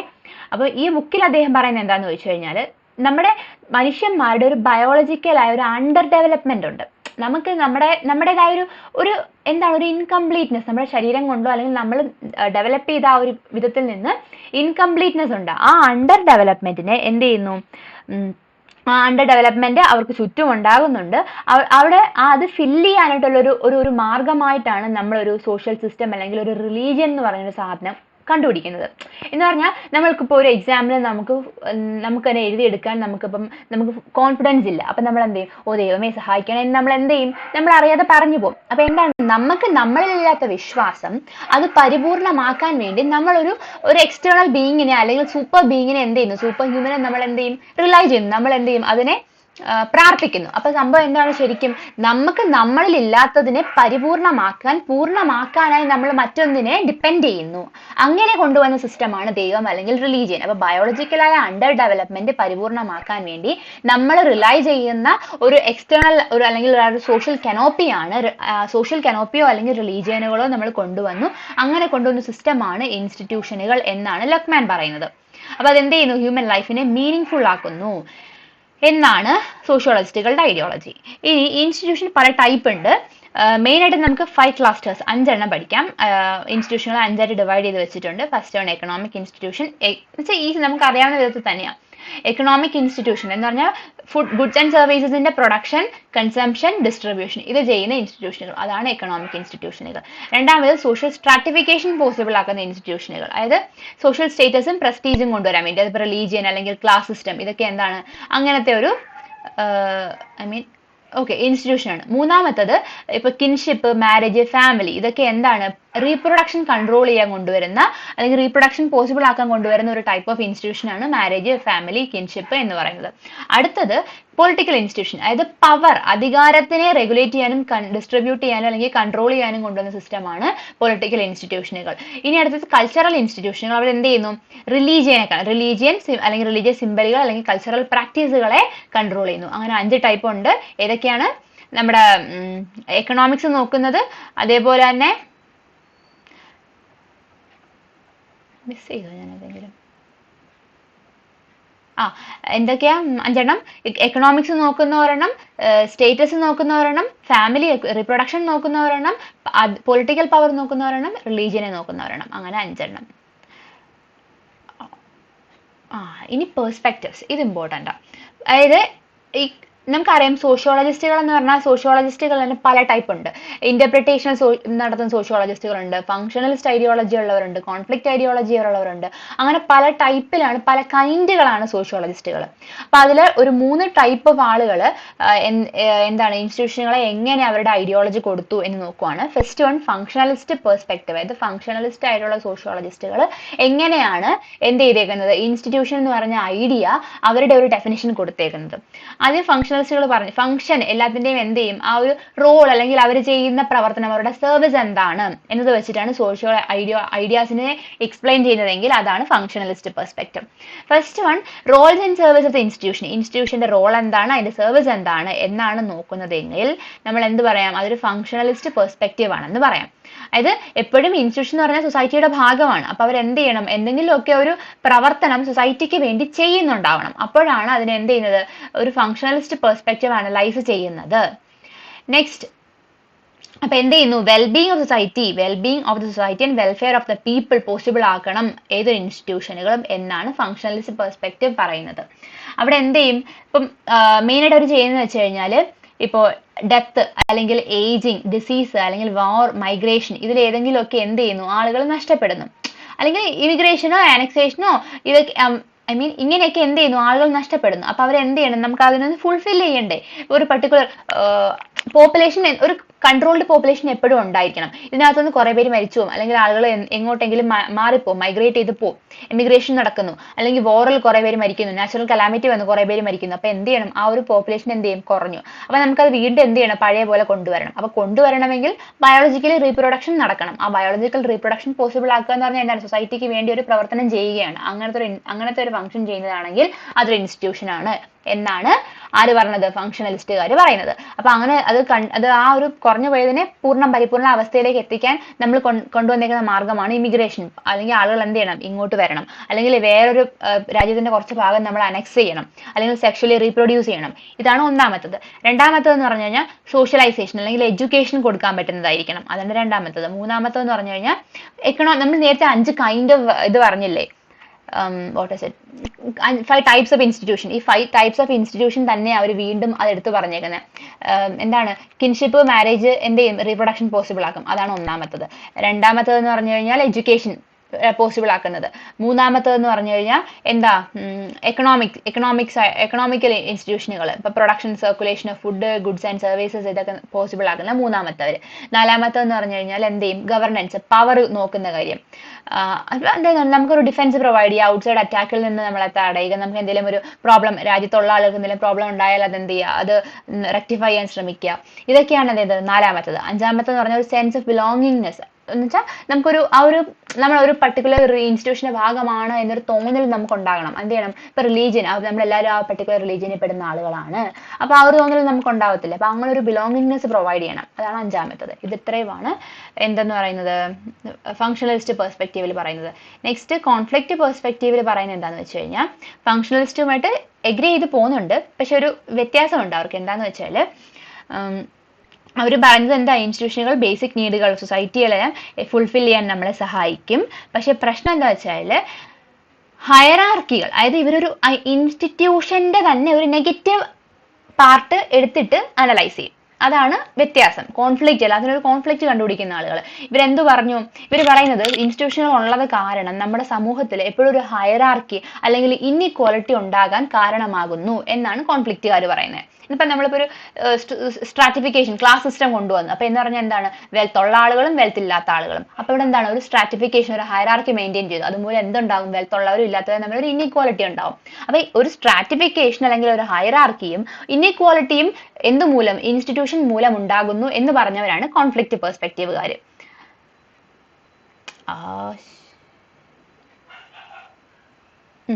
അപ്പൊ അവര് അടുത്തതെന്ന് പറഞ്ഞാൽ അപ്പൊ എഡ്യൂക്കേഷൻ കൊണ്ടുവന്നത്. അപ്പൊ എഡ്യൂക്കേഷൻ എപ്പോഴും എന്താണ്? ഹയർ എഡ്യൂക്കേഷന് പോകുന്നത് കുറച്ചുകൂടെ വെൽത്തി ആയിട്ടുള്ള ആളുകൾ. അപ്പൊ ലോവർ എഡ്യൂക്കേഷൻ കിട്ടുന്ന അല്ലെങ്കിൽ എഡ്യൂക്കേഷൻ ഇല്ലാതെ പോകുന്ന ആരാണ്? ഒരുപാട് പാവപ്പെട്ട അല്ലെങ്കിൽ എഡ്യൂക്കേഷൻ കൊടുക്കാൻ കുട്ടികൾക്ക് കൊടുക്കാൻ പ്രൊവൈഡ് ചെയ്യാൻ പറ്റാത്ത ഫാമിലികൾ. അപ്പൊ അവരെന്ത് ചെയ്യും? അവർ ഹയർ എഡ്യൂക്കേഷനിൽ ഹയർ ക്ലാസ്സിലുള്ളവർക്കും ലോവർ എഡ്യൂക്കേഷൻ ലോ ക്ലാസ്സിലുള്ളവർക്കും മാത്രമായി പോകുന്നു. അങ്ങനെ ഒരു പ്രശ്നം ഇൻസ്റ്റിറ്റ്യൂഷനുകൾ മൂലം ഉണ്ടാകുന്നു എന്നാണ് കോൺഫ്ലിക്റ്റുകാർ പറഞ്ഞേക്കുന്നത്.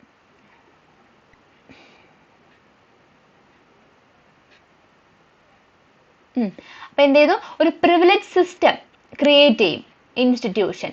അതുപോലെ തന്നെ അവർ പറയുന്നത് ഇൻസ്റ്റിറ്റ്യൂഷനുകൾ അതുകൊണ്ട് എന്താണ്?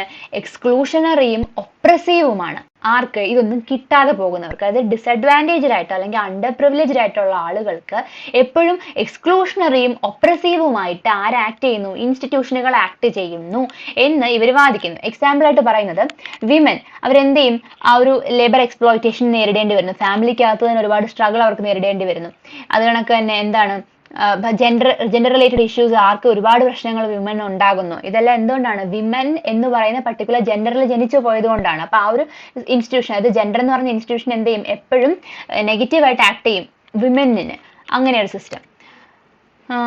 അപ്പൊ ഇങ്ങനെയുള്ള പല കൺസർവേറ്റീവ് ക്യാരക്ടേഴ്സ് വരുന്ന സോഷ്യൽ ഇൻസ്റ്റിറ്റ്യൂഷനുകളെയാണ് അവർ എക്സ്പ്ലെയിൻ ചെയ്തേക്കുന്നത്. ഒരു അൺഫെയർ ആയിട്ടുള്ള ഒരു പവർ ഇൻസ്റ്റിറ്റ്യൂഷനുകൾ ക്രിയേറ്റ് ചെയ്യുന്നു എന്നാണ് കോൺഫ്ലിക്റ്റിന്റെ ഐഡിയ. നെക്സ്റ്റ് ഇന്ററാക്ഷനിസ്റ്റ് പെർസ്പെക്റ്റീവ് എന്താ പറയുന്നതെന്ന് വെച്ച് കഴിഞ്ഞാൽ നേരത്തെ പറഞ്ഞ രണ്ടാളുകളിൽ നിന്നും നല്ല വ്യത്യാസമുള്ള ഒരു ഐഡിയോളജിയാണ് ഇന്ററാക്ഷനിസ്റ്റുകാർ കൊണ്ടുവരുന്നത്. അവർ പറഞ്ഞത് അവരൊരു മൈക്രോകോസ്മിക് വ്യൂ ആണ് കൊണ്ടുവരുന്നത്. എന്നുവെച്ചാൽ വലിയ ഐഡിയയിലല്ല, ആ ഒരു അതിനകത്ത് നിന്നുകൊണ്ട് മാത്രം എക്സ്പ്ലെയിൻ ചെയ്യുന്നത് എന്താണെന്ന് വെച്ചാൽ ഓക്കെ അവര് ശരിക്കും ഇൻസ്റ്റിറ്റ്യൂഷൻ യഥാർത്ഥത്തിലുള്ള ഇന്ററാക്ഷൻ എന്താണ്, അതിന്റെ ഉള്ളിൽ, അതായത് ആ മൈക്രോകോസ്മിക് ആയ ഒരു വ്യൂ, നമ്മളൊരു ഓവറോൾ അനാലിസിസോ ജനറലൈസേഷനോ ശരിക്കും ഇന്ററാക്ഷനിസ്റ്റുകാർ നടത്തുന്നില്ല. ഒരു പർട്ടിക്കുലർ ഇൻസ്റ്റിറ്റ്യൂഷന്റെ അകത്ത് അതിനകത്തുള്ള ശരിക്കുള്ള ഇന്ററാക്ഷനുകൾ എങ്ങനെയാണ് എന്ന് അനലൈസ് ചെയ്ത ആളുകളാണ് ഇന്ററാക്ഷനിസ്റ്റുകാർ. അവർ പറയുന്നത് ഓക്കെ എവറിഡേ ബിഹേവിയർ എങ്ങനെയാണ്, നമ്മളൊരു പർട്ടിക്കുലർ ഒരു ജെൻഡർ അല്ലെങ്കിൽ ഒരു ഫാമിലി എന്ന് പറയുന്ന ഇൻസ്റ്റിറ്റ്യൂഷൻ എടുത്തിട്ട് അതിനകത്ത് ശരിക്കും എന്താ സംഭവിക്കുന്നത്, അവിടെ എന്തൊക്കെ പ്രശ്നങ്ങൾ ഉണ്ടാവുന്നു അല്ലെങ്കിൽ അത് എങ്ങനെയൊക്കെ പരിഹരിക്കപ്പെടുന്നു, അങ്ങനെയുള്ള സിസ്റ്റങ്ങളെ അല്ലെങ്കിൽ അങ്ങനെയുള്ള പാറ്റേണുകളെ ഫുൾ അനലൈസ് ചെയ്യുകയാണ് ഇവർ ചെയ്യുന്നത്. ആ ഓരോ പർട്ടിക്കുലർ മെമ്പറിന്റെ റോൾ എന്താണ്, അവരുടെ സ്റ്റേറ്റസ് എന്താണ്, അവർ എന്തൊക്കെ എക്സ്പ്ലോയിറ്റേഷൻ നേരിടേണ്ടി വരുന്നുണ്ട്, ഇങ്ങനെയുള്ള സിസ്റ്റങ്ങൾ എന്ത് ചെയ്യും അവർ കറക്റ്റായിട്ട് പഠിക്കും. ഇതാണ് ശരിക്കും എന്ത് ചെയ്യുന്നത് ഇന്ററാക്ഷനിസ്റ്റുകാർ പഠിക്കുന്നത്. എക്സാമ്പിൾ, ഇപ്പോൾ റോൾ ഓഫ് എ ടീച്ചർ നമ്മൾ എടുക്കുവാണെങ്കിൽ ആ ടീച്ചറിന്റെ ഫുൾ സിസ്റ്റം, അതായത് ആ ടീച്ചർ എന്തൊക്കെ ചെയ്യുന്നു, സ്റ്റുഡൻസിനോട് എങ്ങനെയാണ്, പാരന്റ്സിനോട് എങ്ങനെയാണ്, നോൺ ടീച്ചിങ് സ്റ്റാഫിനോട് എങ്ങനെയാണ്, അവരുടെ മാനേജ്മെന്റിലുള്ള ആളുകളോട് എങ്ങനെയാണ്, അപ്പൊ അവരെ പഠിപ്പിക്കുന്ന രീതി എന്താണ്, ഇങ്ങനെയുള്ള ഫുൾ സിസ്റ്റം എന്ത് ചെയ്യും അതിനകത്ത് ഒരു പർട്ടിക്കുലർ ഇൻസ്റ്റിറ്റ്യൂഷൻ എടുത്തിട്ട് ആ ഇൻസ്റ്റിറ്റ്യൂഷനകത്തുള്ള കാര്യം മാത്രം, അതിന് പുറമെയുള്ള കാര്യങ്ങൾ പഠിക്കത്തില്ല. ഇതാണ് ഇന്ററാക്ഷനിസ്റ്റുകാർ ചെയ്തുകൊണ്ടിരിക്കുന്നത്. ഇനി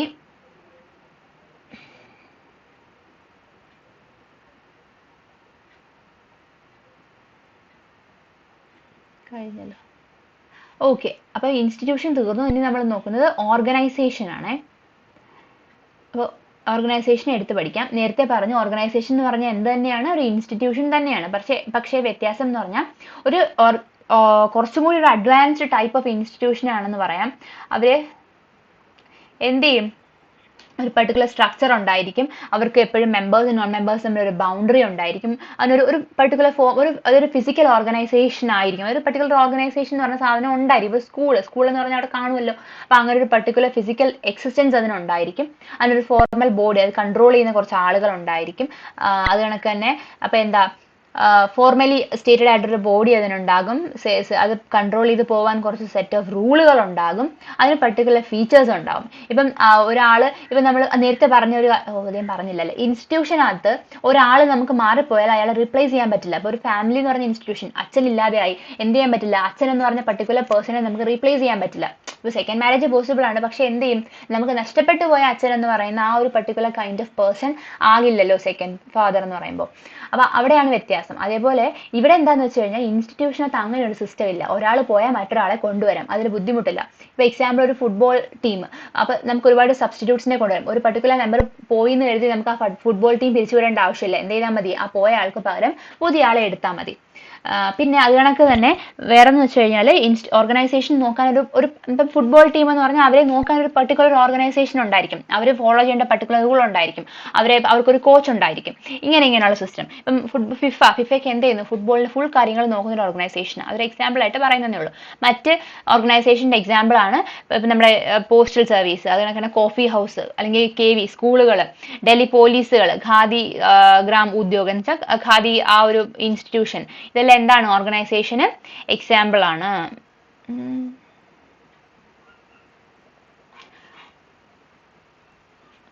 ഓക്കെ, നമ്മൾ ഓർഗനൈസേഷന് ഒരുപാട് ഡിഫറൻസ് ഉണ്ട്. പല ഓർഗനൈസേഷൻ അവരുടെ ടൈപ്പ് എന്താ, അവരുടെ സൈസ് എന്താ, അവർ എവിടെയൊക്കെ ഉണ്ട്, അതിന്റെ പോസിബിൾ അല്ലെങ്കിൽ എഫിഷ്യൻസി എന്താ, അതിന്റെ ഗോളുകൾ എന്താ എന്നതിൽ നമുക്ക് എന്ത് ചെയ്യാൻ പറ്റും, പല ഓർഗനൈസേഷനെയും പലതായിട്ട് ക്ലാസിഫൈ ചെയ്യാൻ പറ്റും. ഇപ്പൊ എഡ്യൂക്കേഷൻ കൊടുക്കുന്നതെല്ലാം സ്കൂളുകൾ മാത്രമല്ല, അത് ഫുട്ബോൾ ടീമിൽ എന്ത് ചെയ്യുന്നില്ല, എഡ്യൂക്കേഷൻ പ്രൊവൈഡ് ചെയ്യുന്നില്ല, അല്ലെങ്കിൽ ട്രേഡ് യൂണിയനുകൾ എന്ത് ചെയ്യുന്നില്ല, എഡ്യൂക്കേഷൻ പ്രൊവൈഡ് ചെയ്യുന്നില്ല. അപ്പൊ എഡ്യൂക്കേഷൻ പ്രൊവൈഡ് ചെയ്യാൻ ഒരു പർട്ടിക്കുലർ ഓർഗനൈസേഷൻ ഉണ്ടായിരിക്കും.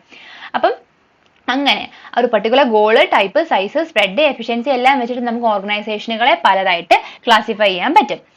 ഇനി അവർക്കെല്ലാം എന്ത് ചെയ്യുന്നുണ്ട്, ഡിഫൈൻഡ് ഗോളുകൾ ഉണ്ടായിരിക്കും. ആ ഗോളുകളുടെ ബേസിസിലാണ് ശരിക്കും ഓർഗനൈസേഷന്റെ ക്ലാസിഫിക്കേഷൻ നടക്കുന്നത്. ഇനി ഇത് ഇമ്പോർട്ടൻ്റ് ആണ്. അപ്പൊ എന്ത് ചെയ്യും, ഒരു ഓർഡർ മെയിൻറ്റെയിൻ ചെയ്യാൻ ആര് സഹായിക്കും, ഓർഗനൈസേഷനുകൾ സഹായിക്കും. ഇനി പെർസ്പെക്റ്റീവ്സ്, അതായത് ഇവിടെ നമ്മൾ ഡിഫറെന്റ് കൈൻഡ് ഓഫ് സോഷ്യോളജിസ്റ്റുകൾ എന്നല്ല, ഒരു സോഷ്യോളജിസ്റ്റ്, അതായത് ഇപ്പം എച്ചിയോണി എന്താണ് ഓർഗനൈസേഷനെ പറ്റി പറഞ്ഞത്, അങ്ങനെ ഒരാൾ പറഞ്ഞ ഐഡിയ ആണ് നമ്മൾ പറഞ്ഞു പോകുന്നത്. മൂന്ന് പേരുടെ പറയാനുണ്ട്. ഫസ്റ്റ് വൺ അമിതായൻ, അദ്ദേഹം ഒറ്റയ്ക്കല്ല കേട്ടോ. ഈ എറ്റോൾ എന്ന് പറഞ്ഞാൽ അദ്ദേഹവും മറ്റുള്ളവരും, അല്ലെങ്കിൽ അദ്ദേഹത്തിന്റെ കൂടെ ഉണ്ടായിരുന്നവരും എന്നാണ് നമ്മൾ എക്സെട്ര പറയില്ലേ, അതുപോലെ തന്നെ. അപ്പൊ അമിതയ എച്ചിയോണി അദ്ദേഹം എന്താണ് ഓർഗനൈസേഷനെ പറ്റി പറഞ്ഞതെന്ന് ചോദിച്ചാൽ അദ്ദേഹത്തിന്റെ ഡെഫിനേഷൻ ഇങ്ങനെയായിരുന്നു: social units that are predominantly oriented to the attainment of specific goals. Specific ഗോളുകൾ, അതായത് എടുത്തു പറയപ്പെടാവുന്ന ഗോളുകളുള്ള, അല്ലെങ്കിൽ ആ ഗോളുകൾ അറ്റൈൻ ചെയ്യാൻ വേണ്ടി പ്രവർത്തിക്കുന്ന സോഷ്യൽ യൂണിറ്റുകളെയാണ് ഓർഗനൈസേഷനുകൾ എന്ന് വിളിക്കുന്നത്. അദ്ദേഹം പറഞ്ഞത് അതിന്റെ ക്യാരക്ടേഴ്സ് എന്തൊക്കെയാണെന്ന് വെച്ചാൽ, അത് എപ്പോഴും ഒരു ഡിവിഷൻ ഓഫ് ലേബർ എവിടെയുണ്ട്. ഇപ്പോൾ സ്കൂള് ടീച്ചേഴ്സ് ഉണ്ടാവും, നോൺ ടീച്ചിങ് സ്റ്റാഫ് ഉണ്ടാവും, അതിന്റെ മാനേജിങ് ഡിപ്പാർട്ട്മെന്റ് ഉണ്ടാവും. അപ്പൊ ഇങ്ങനെ ഒരു ഡിവിഷൻ ഓഫ് ലേബർ അല്ലെങ്കിൽ ഡിവിഷൻ ഓഫ് റെസ്പോൺസിബിലിറ്റീസ് എല്ലാ ഓർഗനൈസേഷനുകളിലും ഉണ്ടായിരിക്കും. രണ്ട്, പവർ സെന്ററുകൾ ഉണ്ടായിരിക്കും. ഇപ്പം ഒരു സ്കൂൾ തന്നെ എടുക്കുവാണെങ്കിൽ എന്ത് ചെയ്യും, അതിന്റെ ആ മാനേജിങ് ഡിപ്പാർട്ട്മെന്റ് MD അല്ലെങ്കിൽ അതിന്റെ പ്രിൻസിപ്പൽ എന്ന് പറയുന്ന ആളുകളാണ് എന്ത് ചെയ്യുന്നത്, അതിന്റെ പവർ സെന്റർ എന്ന് പറയുന്നത്. അവിടെ നിന്നാണ് മറ്റ് പവർ എന്ത് ചെയ്യുന്നത്, ടീച്ചേഴ്സ് എന്ന് പറഞ്ഞാൽ അവരിലേക്ക് ഡിസ്ട്രിബ്യൂട്ട് ചെയ്ത് പോകുന്നത്. അപ്പോൾ ഒരു സെന്റർ ഓഫ് പവർ ഉണ്ടായിരിക്കും അവർക്ക്. നെക്സ്റ്റ്, അവിടെ personal maintaining healthy employee substitution of personal. നമുക്ക് എന്ത് ചെയ്യും, ഒരു സ്കൂളിൽ നിന്ന് ഒരു ടീച്ചർ മാറി പോയാൽ സ്കൂൾ പൂട്ടി പോകത്തില്ലല്ലോ, വേറെ ഒരു ടീച്ചറിനെ എടുത്താൽ പോരെ. അതേപോലെ മെയിൻറ്റെയിനിങ് ഹെൽത്തി എംപ്ലോയികളെ എന്ത് ചെയ്യണം, മെയിൻറ്റെയിനിങ് ഹെൽത്തി എംപ്ലോയി എന്ന് വെച്ച് കഴിഞ്ഞാൽ അവർ പ്രോപ്പർ ആയ ഒരു എംപ്ലോയി സിസ്റ്റം എന്ന് പറഞ്ഞാൽ ആ ഒരു ഓർഗനൈസേഷന്റെ സ്പെസിഫിക് ആയ ഒരു സിസ്റ്റം നമുക്ക് മെയിൻറ്റെയിൻ ചെയ്യാൻ പറ്റണം. ഇങ്ങനെ ഇത്രയുമാണ് അതിന്റെ ക്യാരക്ടേഴ്സ് എന്ന് എച്ചിയോണ് പറയുന്നത്.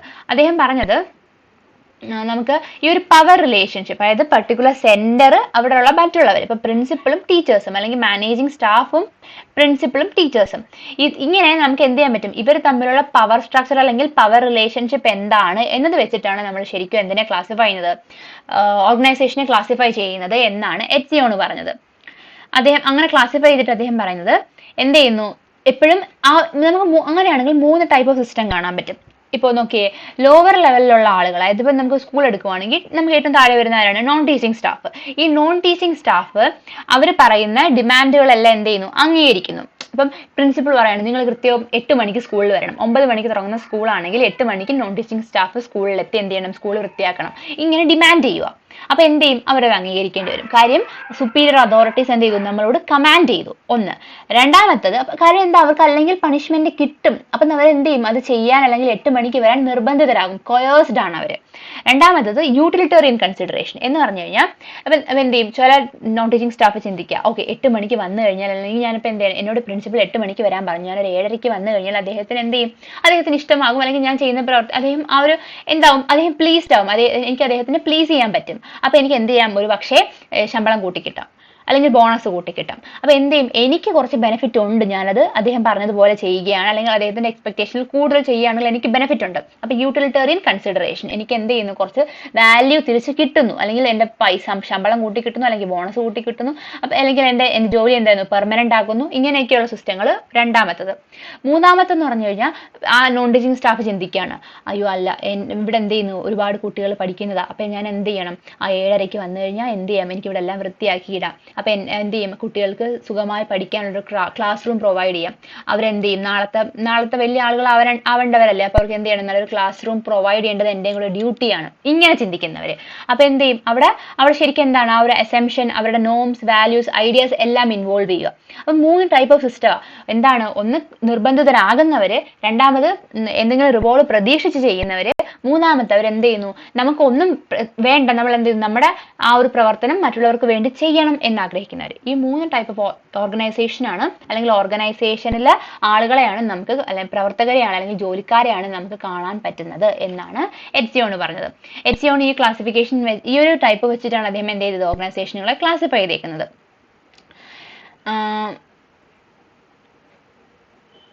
ഓക്കെ.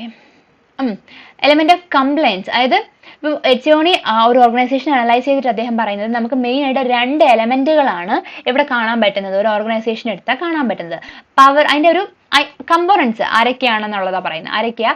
പവർ വീൽഡ് ചെയ്ത്, അതായത് ഡിസിഷൻ എടുക്കുന്നവർ, അധികാരമുള്ളവരും ആ അധികാരത്തിന് കീഴിലുള്ളവർ, ലോവർ ലെവൽ പാർട്ടിസിപ്പൻസ്, അധികാരികൾ എടുത്ത തീരുമാനങ്ങൾ ചെയ്യാൻ എന്താണ് നിർബന്ധിതരാകുന്നത്, അല്ലെങ്കിൽ ചെയ്യേണ്ടി വരുന്നവരും. ഇങ്ങനെ 2 ടൈപ്പ് ഓഫ് എലമെന്റ് ആണ് നമുക്ക് ശരിക്കും ഒരു ഓർഗനൈസേഷന് കാണാൻ പറ്റുന്നത്, അല്ലെങ്കിൽ കംപ്ലൈൻസ് ചെയ്യാൻ പറ്റുന്നത് എന്നാണെങ്കിൽ എലമെന്റ് ഓഫ് കംപ്ലൈൻസ് അവർ 2 പേരാണ് എന്നാണ് എച്ച്ഒൺ പറഞ്ഞത്. ഇങ്ങനെ വെച്ച് നോക്കിയാൽ 3 ടൈപ്പ് പവറും നമുക്ക് കാണാം. എന്തൊക്കെയാ? ഫിയർ മൂലം ചെയ്യുന്ന, റെമ്യൂണറേഷൻ വേണം എന്ന് പറഞ്ഞ് ചെയ്യുന്ന, അല്ലെങ്കിൽ എന്താണ് ആ ഒരു വാല്യൂവിന് വേണ്ടി, അല്ലെങ്കിൽ ആ ഒരു നോർമേറ്റീവ് ആയിട്ട് ചെയ്യുന്ന ആളുകൾ. ഇങ്ങനെ 3 ടൈപ്പ് ആളുകളെ നമുക്ക് നേരത്തെ പറഞ്ഞത് തന്നെയാണ് എവിടെ കാണാൻ പറ്റും? ഒരു ഓർഗനൈസേഷനിൽ കാണാൻ പറ്റും. ഇതിനൊരു സിസ്റ്റം എങ്ങനെയാന്ന് വെച്ച് കഴിഞ്ഞാൽ, ഇപ്പം എന്താ ഫസ്റ്റ് വൺ പറഞ്ഞു, നമുക്ക് പണിഷ്മെന്റ് കിട്ടും, അല്ലെങ്കിൽ നമുക്ക് എന്ത് ചെയ്യുന്നു? നമുക്ക് ചെയ്യണം എന്ന് നിർബന്ധിതരാകുന്ന ആളുകൾ. ആ നിർബന്ധിതരാകുന്ന ആളുകൾ എന്താണ്? ഏലിയനേറ്റീവ് ആയിരിക്കും. അതായത് പണ്ടാരം അങ്ങേര് എന്താണ് എന്നോട് ചെയ്യാൻ പറഞ്ഞു, അപ്പൊ അങ്ങേര് ചെയ്തില്ലെങ്കിൽ എന്ത് ചെയ്യും? എനിക്ക് എന്തെങ്കിലും ശിക്ഷ കിട്ടാൻ ചാൻസ് ഉണ്ട്. അപ്പൊ അതുകൊണ്ട് എന്ത് ചെയ്യും? എപ്പോഴും ആ ഒരു അതോറിറ്റി ഉള്ള ആളുകളും ജോലി ചെയ്യാൻ പ്രാപ്തരാകുന്നവരും, അതായത് ജോലി ചെയ്യേണ്ടി വരുന്ന നോൺ ടീച്ചിങ് സ്റ്റാഫും പ്രിൻസിപ്പളും ആണെന്ന് തന്നെ വെച്ചു. അപ്പൊ അവരെന്ത് ചെയ്യുന്നു? അവർ തമ്മിൽ റിലേഷൻ എന്ന് പറഞ്ഞാൽ ഒരു നല്ലൊരു ഫ്രണ്ട്ലി കൈൻഡ് ഓഫ് റിലേഷൻ ആയിരിക്കത്തില്ല. എപ്പോഴും ഒന്നെങ്കിൽ ഇയാൾക്ക് ഇയാളെ ഭയം, അല്ലെങ്കിൽ ഇയാൾ എപ്പോഴും എന്ത് ചെയ്യും? ഇവരെ എക്സ്പ്ലോയിറ്റ് ചെയ്യാൻ ശ്രമിക്കും. അപ്പോൾ ഒരു ഏലിയനേറ്റീവ് ആയ ഒരു ഐഡിയോളജി ആയിരിക്കും ഇവർ തമ്മിൽ ഉണ്ടാവുന്നത്. രണ്ടാമത്തത് എനിക്ക് എന്ത് ചെയ്യും? രണ്ടാമത്തെ എന്താണ്? എന്തെങ്കിലും ശമ്പളം കൂട്ടി കിട്ടും, അല്ലെങ്കിൽ എനിക്ക് എന്റെ ജോലി പെർമനന്റ് ആവും, അല്ലെങ്കിൽ ബോണസ് കൂട്ടി കിട്ടും. ഇങ്ങനെയൊക്കെ കാൽക്കുലേറ്റഡ് ആയി ചിന്തിച്ച് ചെയ്യുന്നവർ. അപ്പൊ അതിനെന്താണ്? കാൽക്കുലേറ്റീവ് ആണ്. മൂന്നാമത്തെ എന്താണ്? നോർമേറ്റീവ്, ഒരു മോറൽ ഐഡിയ. അതായത് ഇതൊക്കെ ചെയ്തു കഴിഞ്ഞാൽ എനിക്ക് എന്ത് ചെയ്യാം? എന്റെ ഇവിടെ പഠിക്കാൻ വരുന്ന കുട്ടികൾക്ക് നല്ലൊരു അറ്റ്മോസ്ഫിയർ പ്രൊവൈഡ് ചെയ്യാം, അവർക്ക് പഠിക്കാനുള്ള ഒരു സാഹചര്യം ഉണ്ടാക്കാം. ഇങ്ങനെ ചിന്തിക്കുന്ന മോറൽ ആയിട്ടുള്ള ഐഡിയ. അപ്പോൾ ഏലിയനേറ്റീവ് ആയ റിലേഷനോ, കാൽക്കുലേറ്റീവ് ആയ റിലേഷനോ, മോറൽ ആയ ഒരു റിലേഷനോ അവിടെ എന്ത് ചെയ്യും? ഈ ഒരു അതോറിറ്റി വീൽഡ് ചെയ്യുന്നവരും, അതായത് എലമെന്റ്സ് ഓഫ് കംപ്ലൈൻസ് തമ്മിൽ ഉണ്ടാവും. 2 എലമെന്റ്സ് ഓഫ് കംപ്ലൈൻസ് ആണ്. ആരൊക്കെ? അതോറിറ്റി അല്ലെങ്കിൽ പവർ ഉള്ളവരും ഇത് ചെയ്യുന്ന ലോവർ ലെവൽ പാർട്ടിസിപ്പൻസും. ഇവർ തമ്മിൽ 2 ടൈപ്പ് ഓഫ് ഈ എലമെന്റ്സ് ഓഫ് കംപ്ലൈൻസ് 2 പേര്, ഇവർ തമ്മിൽ എന്താണ്? 3 ടൈപ്പ് ഓഫ് റിലേഷനും നമുക്ക് കാണാൻ പറ്റും.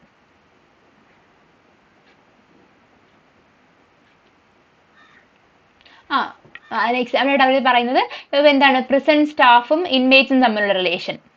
അവിടെ ശരിക്കും നമ്മൾ കാണുന്നത് ഒരു ഏലിയനേറ്റീവ്, സാധാരണയായിട്ട് നമ്മൾ സിനിമയിലൊന്നും കാണുന്ന പോലെ ജയിൽ എന്താണ് അല്ലെങ്കിൽ ജയിൽ അധികാരികളും അവിടെ താമസിക്കുന്ന പ്രിസണേഴ്സുമായിട്ടൊരു വലിയ ബോണ്ടോ നല്ല ഫ്രണ്ട്ഷിപ്പോടെ റിലേഷനോ ഉണ്ടാവത്തില്ല. അവരെപ്പോഴും എന്തായിരിക്കും, ഒരു ഏലിയനേറ്റീവ് കൈൻഡ് ഓഫ് റിലേഷൻ ആയിരിക്കും മെയിൻറ്റെയിൻ ചെയ്യുന്നത്. അത് തന്നെയാണ് പറഞ്ഞു പോകുന്നത്. ഒരു എക്സാമ്പിൾ ആയിട്ട് പറഞ്ഞതേ ഉള്ളൂ. എച്ചിയോണിയുടെ ക്ലാസിഫിക്കേഷൻ ഇങ്ങനെയായിരുന്നു. ഇനി അദ്ദേഹം പറഞ്ഞത് എക്കണോമിക് ഗോളുകളുള്ള ഓർഗനൈസേഷനുകൾ നമുക്ക് പഠിക്കാം. ആ എക്കണോമിക് ഗോളുള്ള ഓർഗനൈസേഷൻ നമുക്ക് കാണാൻ പറ്റും. അവർക്ക് എന്തുണ്ട്, അവർക്കൊരു റെമ്യൂണറേറ്റീവ് ആൻഡ് കാൽക്കുലേറ്റീവ് പാർട്ടിസിപ്പേഷൻ ഉണ്ടായിരിക്കും. റെമ്യൂണറേറ്റീവ് പവറും അത് കണക്ക് കാൽക്കുലേറ്റീവ് പാർട്ടിസിപ്പേഷനും ആയിരിക്കും കാണുന്നത്. എന്ന് പറഞ്ഞാൽ ഇപ്പോൾ എക്കണോമിക് ഗോൾസ് മാത്രമുള്ള ഒരു ഓർഗനൈസേഷൻ എടുക്കുക. ഞാനിവിടെ പ്രവർത്തിക്കുന്ന ഒരാളാണ്. അപ്പോൾ എനിക്ക് എന്താണ്, എൻ്റെ ഒരു ആ ഒരു റെമ്യൂണറേഷൻ കിട്ടുന്ന ആ ഒരു പവർ അല്ലെങ്കിൽ അത് കൊടുക്കാൻ പറ്റുന്ന പവർ അവിടെ ഉണ്ട്. അപ്പോൾ അവിടുത്തെ ആളുകൾ എന്ത് ചെയ്യും, ഈ റെമ്യൂണറേഷന് വേണ്ടിയിട്ട് മാത്രമായിട്ട് കാൽക്കുലേറ്റഡ് ആയിട്ട് പ്രവർത്തിക്കും. ഇന്ത്യൻ കോഫി ഹൗസിൽ എന്ത് ചെയ്യുന്നു, ശരിക്കും അവിടുത്തെ സ്റ്റാഫ് എന്ത് ചെയ്തു, സ്റ്റാഫിനും പറയാണ് ഞാൻ കൂടുതൽ സെയിൽസ് നല്ലപോലെ പ്രവർത്തിക്കണം, എന്ത് ചെയ്യും, സെയിൽസ് കൂടുമ്പോൾ അതിന് ശമ്പളവും കൂടും. അങ്ങനെ പ്രവർത്തിക്കുന്നത്. നമുക്ക് പ്രിസണിൽ എന്ത് കാണാം, ഏലിയനേഷൻ കാണാം. കോഫി ഹൗസിൽ എന്ത് കാണാം, കാൽക്കുലേഷൻ കാണാം.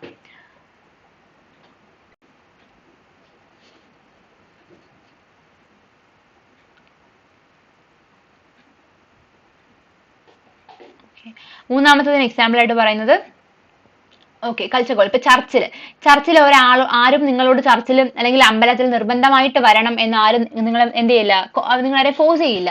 നിങ്ങൾക്ക് വേണമെങ്കിൽ പോയാൽ മതി, നിങ്ങൾക്ക് വേണമെങ്കിൽ വിശ്വസിച്ചാൽ മതി, നിങ്ങൾക്ക് വേണമെങ്കിൽ അവരുടെ വാല്യൂസ്, ഐഡിയാസ് അല്ലെങ്കിൽ അവരുടെ പ്രാർത്ഥനകളിൽ പങ്കെടുക്കുകയോ വിശ്വസിക്കുകയോ ചെയ്താൽ മതി. ഇതാണ് 3 ടൈപ്പ് ഓഫ് ഐഡിയോളജിയുടെ എക്സാമ്പിൾ ആയിട്ട് നമ്മുടെ ആരാണ് എച്ചിയോണി തന്നേക്കുന്നത്. നെക്സ്റ്റ് മാക്സ് വെബറിന്റെ ഐഡിയ ആണ്. മാക്സ് വെബറിന്റെ ഐഡിയ ആണെന്ന് വെച്ചാൽ വെബർ ബ്യൂറോക്രസിയെ ബേസ് ചെയ്തിട്ടാണ് ഈ ഒരു ഐഡിയ തന്നേക്കുന്നത്. ഓർഗനൈസേഷൻ അദ്ദേഹം ബ്യൂറോക്രസി എക്സാമ്പിൾ ആക്കിക്കൊണ്ടാണ് ഫുൾ എക്സ്പ്ലനേഷൻ കൊടുത്തേക്കുന്നത്. നമുക്കറിയാം അധികാരികൾ, ബ്യൂറോക്രസി, നമ്മുടെ ബ്യൂറോക്രാറ്റിക് സിസ്റ്റം ഇല്ലേ അത്. അപ്പൊ അദ്ദേഹം അതിന്റെ അതോറിറ്റി, സൊസൈറ്റിയിലെ ഫുൾ അതോറിറ്റീനെ എക്സ്പ്ലെയിൻ ചെയ്യാനായിട്ടാണ് ബ്യൂറോക്രസി ഉപയോഗിച്ചേക്കുന്നത്.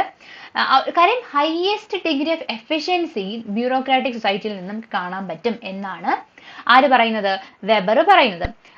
അവിടെ എപ്പോഴും ഒരു കാൽക്കുലബിലിറ്റി കാണും. എന്ന് പറഞ്ഞാൽ ഇപ്പൊ നമ്മുടെ ഒരു വില്ലേജ് ഓഫീസറിനെ നമ്മുടെ ഒരു ബ്യൂറോക്രാറ്റിക് ഓഫീസറായിട്ട് നമുക്ക് അല്ലെങ്കിൽ ഒരു ബ്യൂറോക്രസിയുടെ ഒരു ഭാഗമായിട്ട് കാണാം.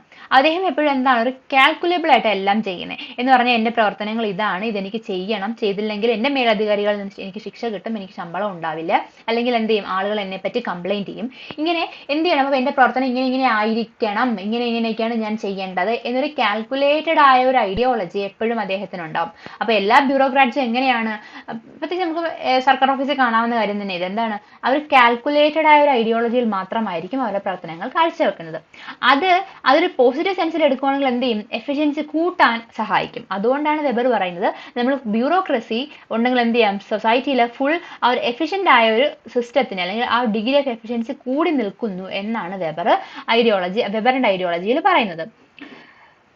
വെബർ അദ്ദേഹം എല്ലാ ലാർജ് സ്കെയിൽ ഓർഗനൈസേഷനുകളെ എല്ലാം കവർ ചെയ്തിട്ടാണ് ഈ ഒരു പഠനം നടത്തിയേക്കുന്നത്. എന്തൊക്കെയാണ്, ബിസിനസ്സിനെ ഉൾപ്പെടുത്തിയിട്ടുണ്ട്, ചാരിറ്റബിൾ ഓർഗനൈസേഷനെ ഉൾപ്പെടുത്തിയിട്ടുണ്ട്, റിലീജിയസ് ഓർഗനൈസേഷനെ ഉൾപ്പെടുത്തിയിട്ടുണ്ട്, ഈവൻ പൊളിറ്റിക്കൽ പാർട്ടീസിനെ കൂടി അദ്ദേഹം എന്ത് ചെയ്യുന്നുണ്ട്, അദ്ദേഹത്തിന്റെ പഠനത്തിൽ ബ്യൂറോക്രസി എന്ന് പറയുന്ന സിസ്റ്റത്തിലേക്ക് ഉൾപ്പെടുത്തി പഠിച്ചിട്ടുണ്ട്.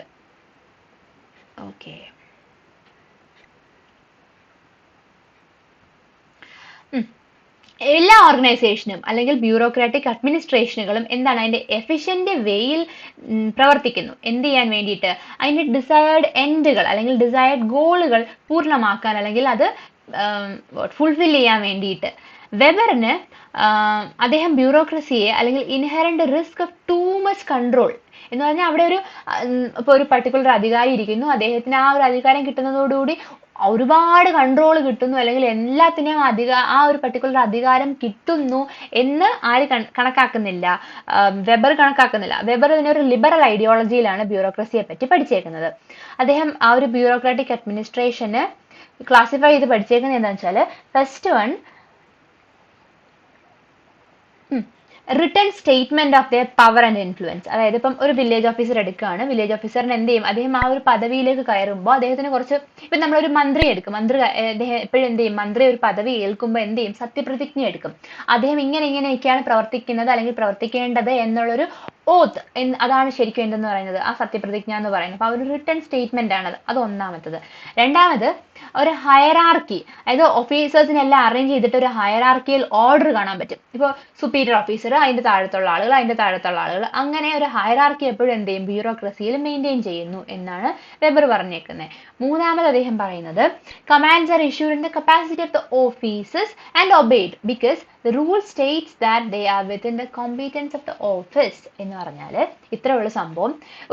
ഇപ്പം ഒരു വില്ലേജ് ഓഫീസർ അദ്ദേഹം പറയുന്ന റൂളുകൾ താഴത്തുള്ളവർ അംഗീകരിക്കേണ്ടി വരും. പക്ഷേ എന്തായിരിക്കണം, ആ പർട്ടിക്കുലർ ഓഫീസിനുള്ളിലുള്ള കാര്യങ്ങളായിരിക്കണം. അതായത് അല്ലെങ്കിൽ ഓഫീസ് റിലേറ്റഡ് മാറ്റേഴ്സിൽ മാത്രമേ അദ്ദേഹത്തിന് പവർ അല്ലെങ്കിൽ ആ ഒരു റൂള് കൊണ്ടുവരാനുള്ള പവർ ഉള്ളൂ. അല്ലാതെ താഴത്തുള്ള ഓഫീസറിൻ്റെ കൂടെ എന്താണ് അവരുടെ പുറത്തുള്ള കാര്യം അയാളോട് പറയാം, എൻ്റെ വീട്ടിൽ ജോലി വന്നെടുക്കുക അല്ലെങ്കിൽ എൻ്റെ വീട്ടിലേക്ക് മീൻ മേടിച്ചുകൊണ്ട് പോവാ എന്നൊന്നും പറയാനുള്ള അധികാരമില്ല. എന്താണ്, വില്ലേജ് ഓഫീസിലെ നടക്കുന്ന കാര്യങ്ങളിൽ മാത്രമേ താഴത്തുള്ള ആളുകളെ കൊണ്ട് അനുസരിപ്പിക്കാനുള്ള ഒരു ഇത് ആർക്കുള്ളൂ, വില്ലേജ് ഓഫീസറിനുള്ളൂ. അതാണ് മൂന്നാമത്തത്.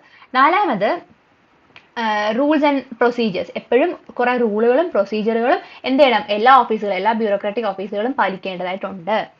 അഞ്ചാമത്തത് കമ്പൽസീവ്ലി റെക്കോർഡ് റിട്ടേൺ ഡൗൺ ആയിരിക്കും. എന്നുവെച്ചാൽ ആ ബ്യൂറോ എന്ന് പറഞ്ഞ സിസ്റ്റം ഒരു സേഫ് കീപ്പിംഗ് ആണ് ഉദ്ദേശിക്കുന്നത്. എന്ന് പറഞ്ഞാൽ അവർ ചെയ്യുന്ന കാര്യങ്ങളെല്ലാം എന്ത് ചെയ്യും, റെക്കോർഡ് ചെയ്ത് സൂക്ഷിക്കും, അല്ലെങ്കിൽ എഴുതിപ്പെട്ട്, അല്ലെങ്കിൽ ഇപ്പം നമുക്ക് എങ്ങനെയായാലും റെക്കോർഡിങ് ഉണ്ടാവണം അവർ നടക്കുന്ന പ്രവർത്തനങ്ങൾക്ക്.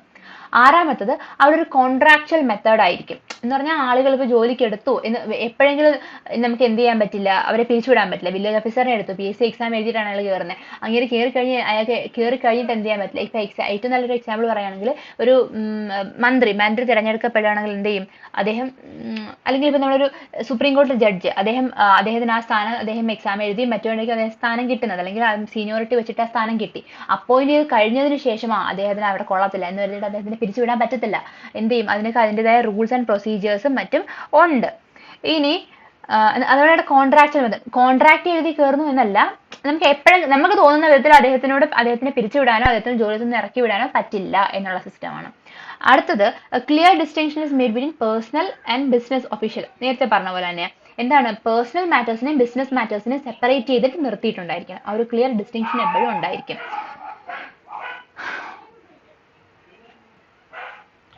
ഓക്കെ, വെബറിന്റെ കൺസെപ്ച്വലൈസേഷൻ ഓഫ് ബ്യൂറോക്രസി എന്ന് പറഞ്ഞ എന്താണ്, അവിടെ എല്ലാവർക്കും ഒരു സെഗ്മെന്റൽ റോൾ, ഓരോരുത്തർക്കും പ്രവർത്തിക്കാനായിട്ട് അവരവരുടേതായ റോൾ ഉണ്ട്. അവർക്ക് അവിടെ ആ ഒരു പർട്ടിക്കുലർ കൺട്രോളിലാണ് പോകുന്നത്, അതിനപ്പുറത്തുള്ള ഒരു കൺട്രോൾ അവർക്ക് ഉണ്ടാവുന്നില്ല. അവരുടെ റോൾ അവരെന്താണോ ഒക്കുപ്പൈ ചെയ്തേക്കുന്ന റോള്, ആ റോൾ വെച്ചിട്ടുള്ള കൺട്രോൾ മാത്രമേ ചെയ്യാൻ പറ്റൂ. അതിനപ്പുറം ഒരു ഡിസിഷൻ എടുക്കാനോ അല്ലെങ്കിൽ അതിൻ്റെ ലോവർ ഓഫീസേഴ്സിനെ കൺട്രോൾ ചെയ്യാനോ സുപ്പീരിയർ ഓഫീസേഴ്സിന് അധികാരം ഉണ്ടാവില്ല. അതുകൊണ്ട് തന്നെ എന്ത് ചെയ്യും, എപ്പോഴും ലോജിക്കലായ ജഡ്ജ്മെന്റ് ആയിരിക്കും അവർ നടത്തുന്നത്. ഇനി ഗോഫ്മാൻ്റെ ഐഡിയ എന്താ പറയുന്നത് വെച്ച് കഴിഞ്ഞാൽ, അദ്ദേഹം ഓർഗനൈസേഷനെ ക്ലാസിഫൈ ചെയ്യുന്നത് എങ്ങനെയാണ്, അതിന്റെ ആ ഡിസ്റ്റിങ്ക്റ്റ് ഫീച്ചർ വെച്ചിട്ട് ഒരു പർട്ടിക്കുലർ ഓർഗനൈസേഷന്റെ ഫീച്ചർ എന്താ അതിൻ്റെ ഒരു ക്ലാസിഫിക്കേഷൻ, അങ്ങനെയാണ് ഗോഫ്മാൻ എടുത്തേക്കുന്നത്. അതിന്റെ ഡിസ്റ്റിങ്ക്റ്റ് ഫീച്ചർ വെച്ചിട്ടാണ് ക്ലാസിഫിക്കേഷൻ, ഓർഗനൈസേഷന്റെ ക്ലാസിഫിക്കേഷൻ ഗോഫ്മാൻ നടത്തുന്നത്. ഇപ്പൊ എക്സാമ്പിൾ എടുക്കുവാണെങ്കിൽ ഹോസ്പിറ്റൽ എന്ന് പറഞ്ഞാൽ എന്താണ്, അതിലെ സേവനം അല്ലെങ്കിൽ ട്രീറ്റ്മെന്റ് കൊടുക്കുന്ന സ്ഥലമാണ് എന്തെന്ന് പറയുന്നത്, ഹോസ്പിറ്റൽ എന്ന് പറയുന്നത്. ഇപ്പം അതിൻ്റെതായ ഒരു ഐഡിയ. മൊണാസ്ട്രി എന്ന് പറഞ്ഞാൽ എന്താ, ആശ്രമം, അവിടെ അവർ എന്ത് പ്രവർത്തനം കൊടുക്കുന്നു. പ്രിസൺ, അവിടെ എന്ത് പ്രവർത്തനം കൊടുക്കുന്നു. ഒരു സ്കൂള്, ബോർഡിംഗ് സ്കൂൾ, അവിടെ എന്ത് പ്രവർത്തനം കൊടുക്കുന്നു. അപ്പോൾ ഇപ്പം നമ്മൾ നോക്കുവാണെങ്കിൽ എന്നുവെച്ചാൽ ഒരു പർട്ടിക്കുലർ ഐഡിയ ചെയ്യുന്ന ഒരു ഗ്രൂപ്പ് ഓഫ് ഓർഗനൈസേഷൻ അങ്ങനെ ക്ലാസിഫൈ ചെയ്തേക്കുന്നത്. ഇങ്ങനെ പറഞ്ഞുതരാം, കൃത്യമായിട്ട് പറഞ്ഞു നോക്കിക്കഴിഞ്ഞാൽ ഇപ്പൊ നമ്മൾ ബോർഡിംഗ് സ്കൂള് അല്ലെ പ്രിസൺ, ഇത് രണ്ടും എടുക്കുമ്പോൾ എന്താണ്, അതിന്റെ പാർട്ടിസിപ്പൻസ് അതിൽ ഉൾപ്പെടുന്ന, ഇപ്പോൾ ബോർഡിംഗ് സ്കൂൾ ആണെങ്കിൽ സ്റ്റുഡൻസ്, പ്രിസൺ ആണെങ്കിൽ അതിന്റെ പ്രിസണേഴ്സ് അല്ലെങ്കിൽ ഇൻമേറ്റ്സ്, അവരെന്ത് ചെയ്യും, അതിനകത്ത് തന്നെയാണ് താമസിക്കുന്നത്. എന്ന് പറഞ്ഞാൽ അതിനകത്തുള്ള ആളുകൾ, അതിന്റെ പാർട്ടിസിപ്പൻസ് ആ ഓർഗനൈസേഷനകത്ത് താമസിക്കുന്നു. ആ ഒരു പർട്ടിക്കുലർ ഫീച്ചർ എടുക്കും. അങ്ങനെ വരുന്ന ഓർഗനൈസേഷനുകൾ ഏതൊക്കെയാണ്, school, boarding school, monastery, prison, ഇതെല്ലാം എന്താണ്, ഈ ഒരു പർട്ടിക്കുലർ ഫീച്ചറിനകത്ത് വരുന്ന ഓർഗനൈസേഷൻ. ഇങ്ങനെ ഏതെങ്കിലും ഒരു ഫീച്ചർ എടുത്തിട്ട് ആ ഫീച്ചറിനെ ചുറ്റിപ്പറ്റിയുള്ള ഓർഗനൈസേഷൻസ്, വേറൊരു ഫീച്ചർ എടുത്തിട്ട് അതിനകത്ത് വരുന്ന ഓർഗനൈസേഷൻ, അങ്ങനെയാണ് ഗോഫ്മാൻ്റെ ക്ലാസിഫിക്കേഷൻ പോകുന്നത്. ഇപ്പം പ്രിസൺ എന്ന് പറഞ്ഞു കഴിഞ്ഞാൽ അവിടെ എന്താ, എൻട്രി, നിങ്ങൾ തെറ്റ് ചെയ്താൽ നിങ്ങൾ എന്ത് ചെയ്യണം, ജയിലിൽ കിടക്കണം. അത് ഫോഴ്സ്ഡാ, നിങ്ങൾ എന്ത് ചെയ്യാൻ പറ്റില്ല, നിങ്ങൾക്ക് നിങ്ങളുടെ ഇഷ്ടത്തിന് വരാനും പോകാനും ജയിലിൽ നിന്ന് പറ്റില്ല. ബോർഡിംഗ് സ്കൂൾ നിങ്ങളവിടെ ആക്കി കഴിഞ്ഞാൽ ബോർഡിംഗ് സ്കൂളിൽ നിങ്ങൾ നിന്നേ പറ്റും, നിങ്ങൾക്ക് ഇഷ്ടമുള്ള പോലെ എന്ത് ചെയ്യാൻ പറ്റില്ല, ഇറങ്ങി വരാൻ പറ്റില്ല. ഇതാണ് എന്ത് ചെയ്യുന്നത്, ആ ഒരു പർട്ടിക്കുലർ ഫീച്ചറിന്റെ പ്രത്യേകത. ഇനി അങ്ങനെയുള്ള ഓർഗനൈസേഷൻ അദ്ദേഹം ടോട്ടൽ ഇൻസ്റ്റിറ്റ്യൂഷനുകൾ എന്നാണ് വിളിക്കുന്നത്. ഇപ്പൊ ആർമി ക്യാമ്പുകളിൽ അവിടെ വ്യത്യാസം എന്താണെന്ന് വെച്ച് കഴിഞ്ഞാൽ ആർമി ക്യാമ്പുകളിൽ അവർ ആളുകളെ ട്രീറ്റ് ചെയ്യുന്നത് എങ്ങനെയായിരിക്കും? Without there explicit consent. ഇപ്പം അവരോട് സമ്മതം ചോദിച്ചിട്ടല്ല എന്ത് ചെയ്യുന്നത്. ഒരു ആർമി ക്യാമ്പസ് ബോർഡിംഗ് സ്കൂളിലായാലും പ്രിസണിലായാലും നിങ്ങൾക്ക് നിങ്ങളുടേതായ ഒരു ഇത് കിട്ടും. ഇപ്പൊ നിങ്ങൾക്ക് എന്ത് ജോലി തിരഞ്ഞെടുക്കണം, പ്രിസണിൽ നിങ്ങൾ എന്ത് ജോലി ചെയ്യണം, അല്ലെങ്കിൽ ബോർഡിംഗ് സ്കൂളുകൾ നിങ്ങൾക്ക് നിങ്ങളുടെ ഒരു ഫ്രീഡം ഉണ്ടായിരിക്കും. അങ്ങനെയുള്ള ഓർഗനൈസേഷനുകൾ നമുക്ക് നമ്മുടെ കൺസെന്റോട് കൂടിയോ ചെയ്യാൻ പറ്റുന്നതാണ് എങ്കിൽ എന്ത് ചെയ്യും? അങ്ങനെയുള്ള ഓർഗനൈസേഷൻ നമ്മൾ ടോട്ടൽ ഓർഗനൈസേഷൻ എന്ന് വിളിക്കും, അല്ലെങ്കിൽ ടോട്ടൽ ഇൻസ്റ്റിറ്റ്യൂഷൻ എന്ന് വിളിക്കും. അതേസമയം വ്യത്യസ്തമായിട്ട് ആർമി ക്യാമ്പുകൾ എടുക്കുക. ആർമി ക്യാമ്പിൽ പോയിട്ട് നിങ്ങളുടെ ഇഷ്ടത്തിനുള്ള ജോലി ചെയ്യാനോ, നിങ്ങളുടെ ഇഷ്ടത്തിനുള്ള ഫുഡ് കഴിക്കാനോ, നിങ്ങളുടെ ഇഷ്ടത്തിന് പഠിക്കാതിരിക്കാനോ ഉള്ള ഒരു അധികാരമില്ല. നിങ്ങളോട് പറയുന്ന കാര്യങ്ങൾ നിങ്ങൾ ചെയ്തേ പറ്റൂ. അപ്പൊ നിങ്ങൾ എന്താണ് അവിടെ ഫോഴ്സ്ഡ് ആണ്. അങ്ങനെയുള്ള നിങ്ങളുടെ കൺസെന്റ് ഇല്ലാതെ തന്നെ എന്ത് ചെയ്യും? ആർമി ക്യാമ്പിൽ നിങ്ങൾ പ്രവർത്തിക്കേണ്ടി വരും. അത് എന്ത് ചെയ്യും? ആ ഒരു ട്രീറ്റ്മെന്റ് ഓഫ് പീപ്പിൾ എന്ന് പറഞ്ഞാൽ ഈ രണ്ട് ടൈപ്പ് ഓഫ് ഓർഗനൈസേഷനിലും ഡിഫറെന്റ് ആണ്.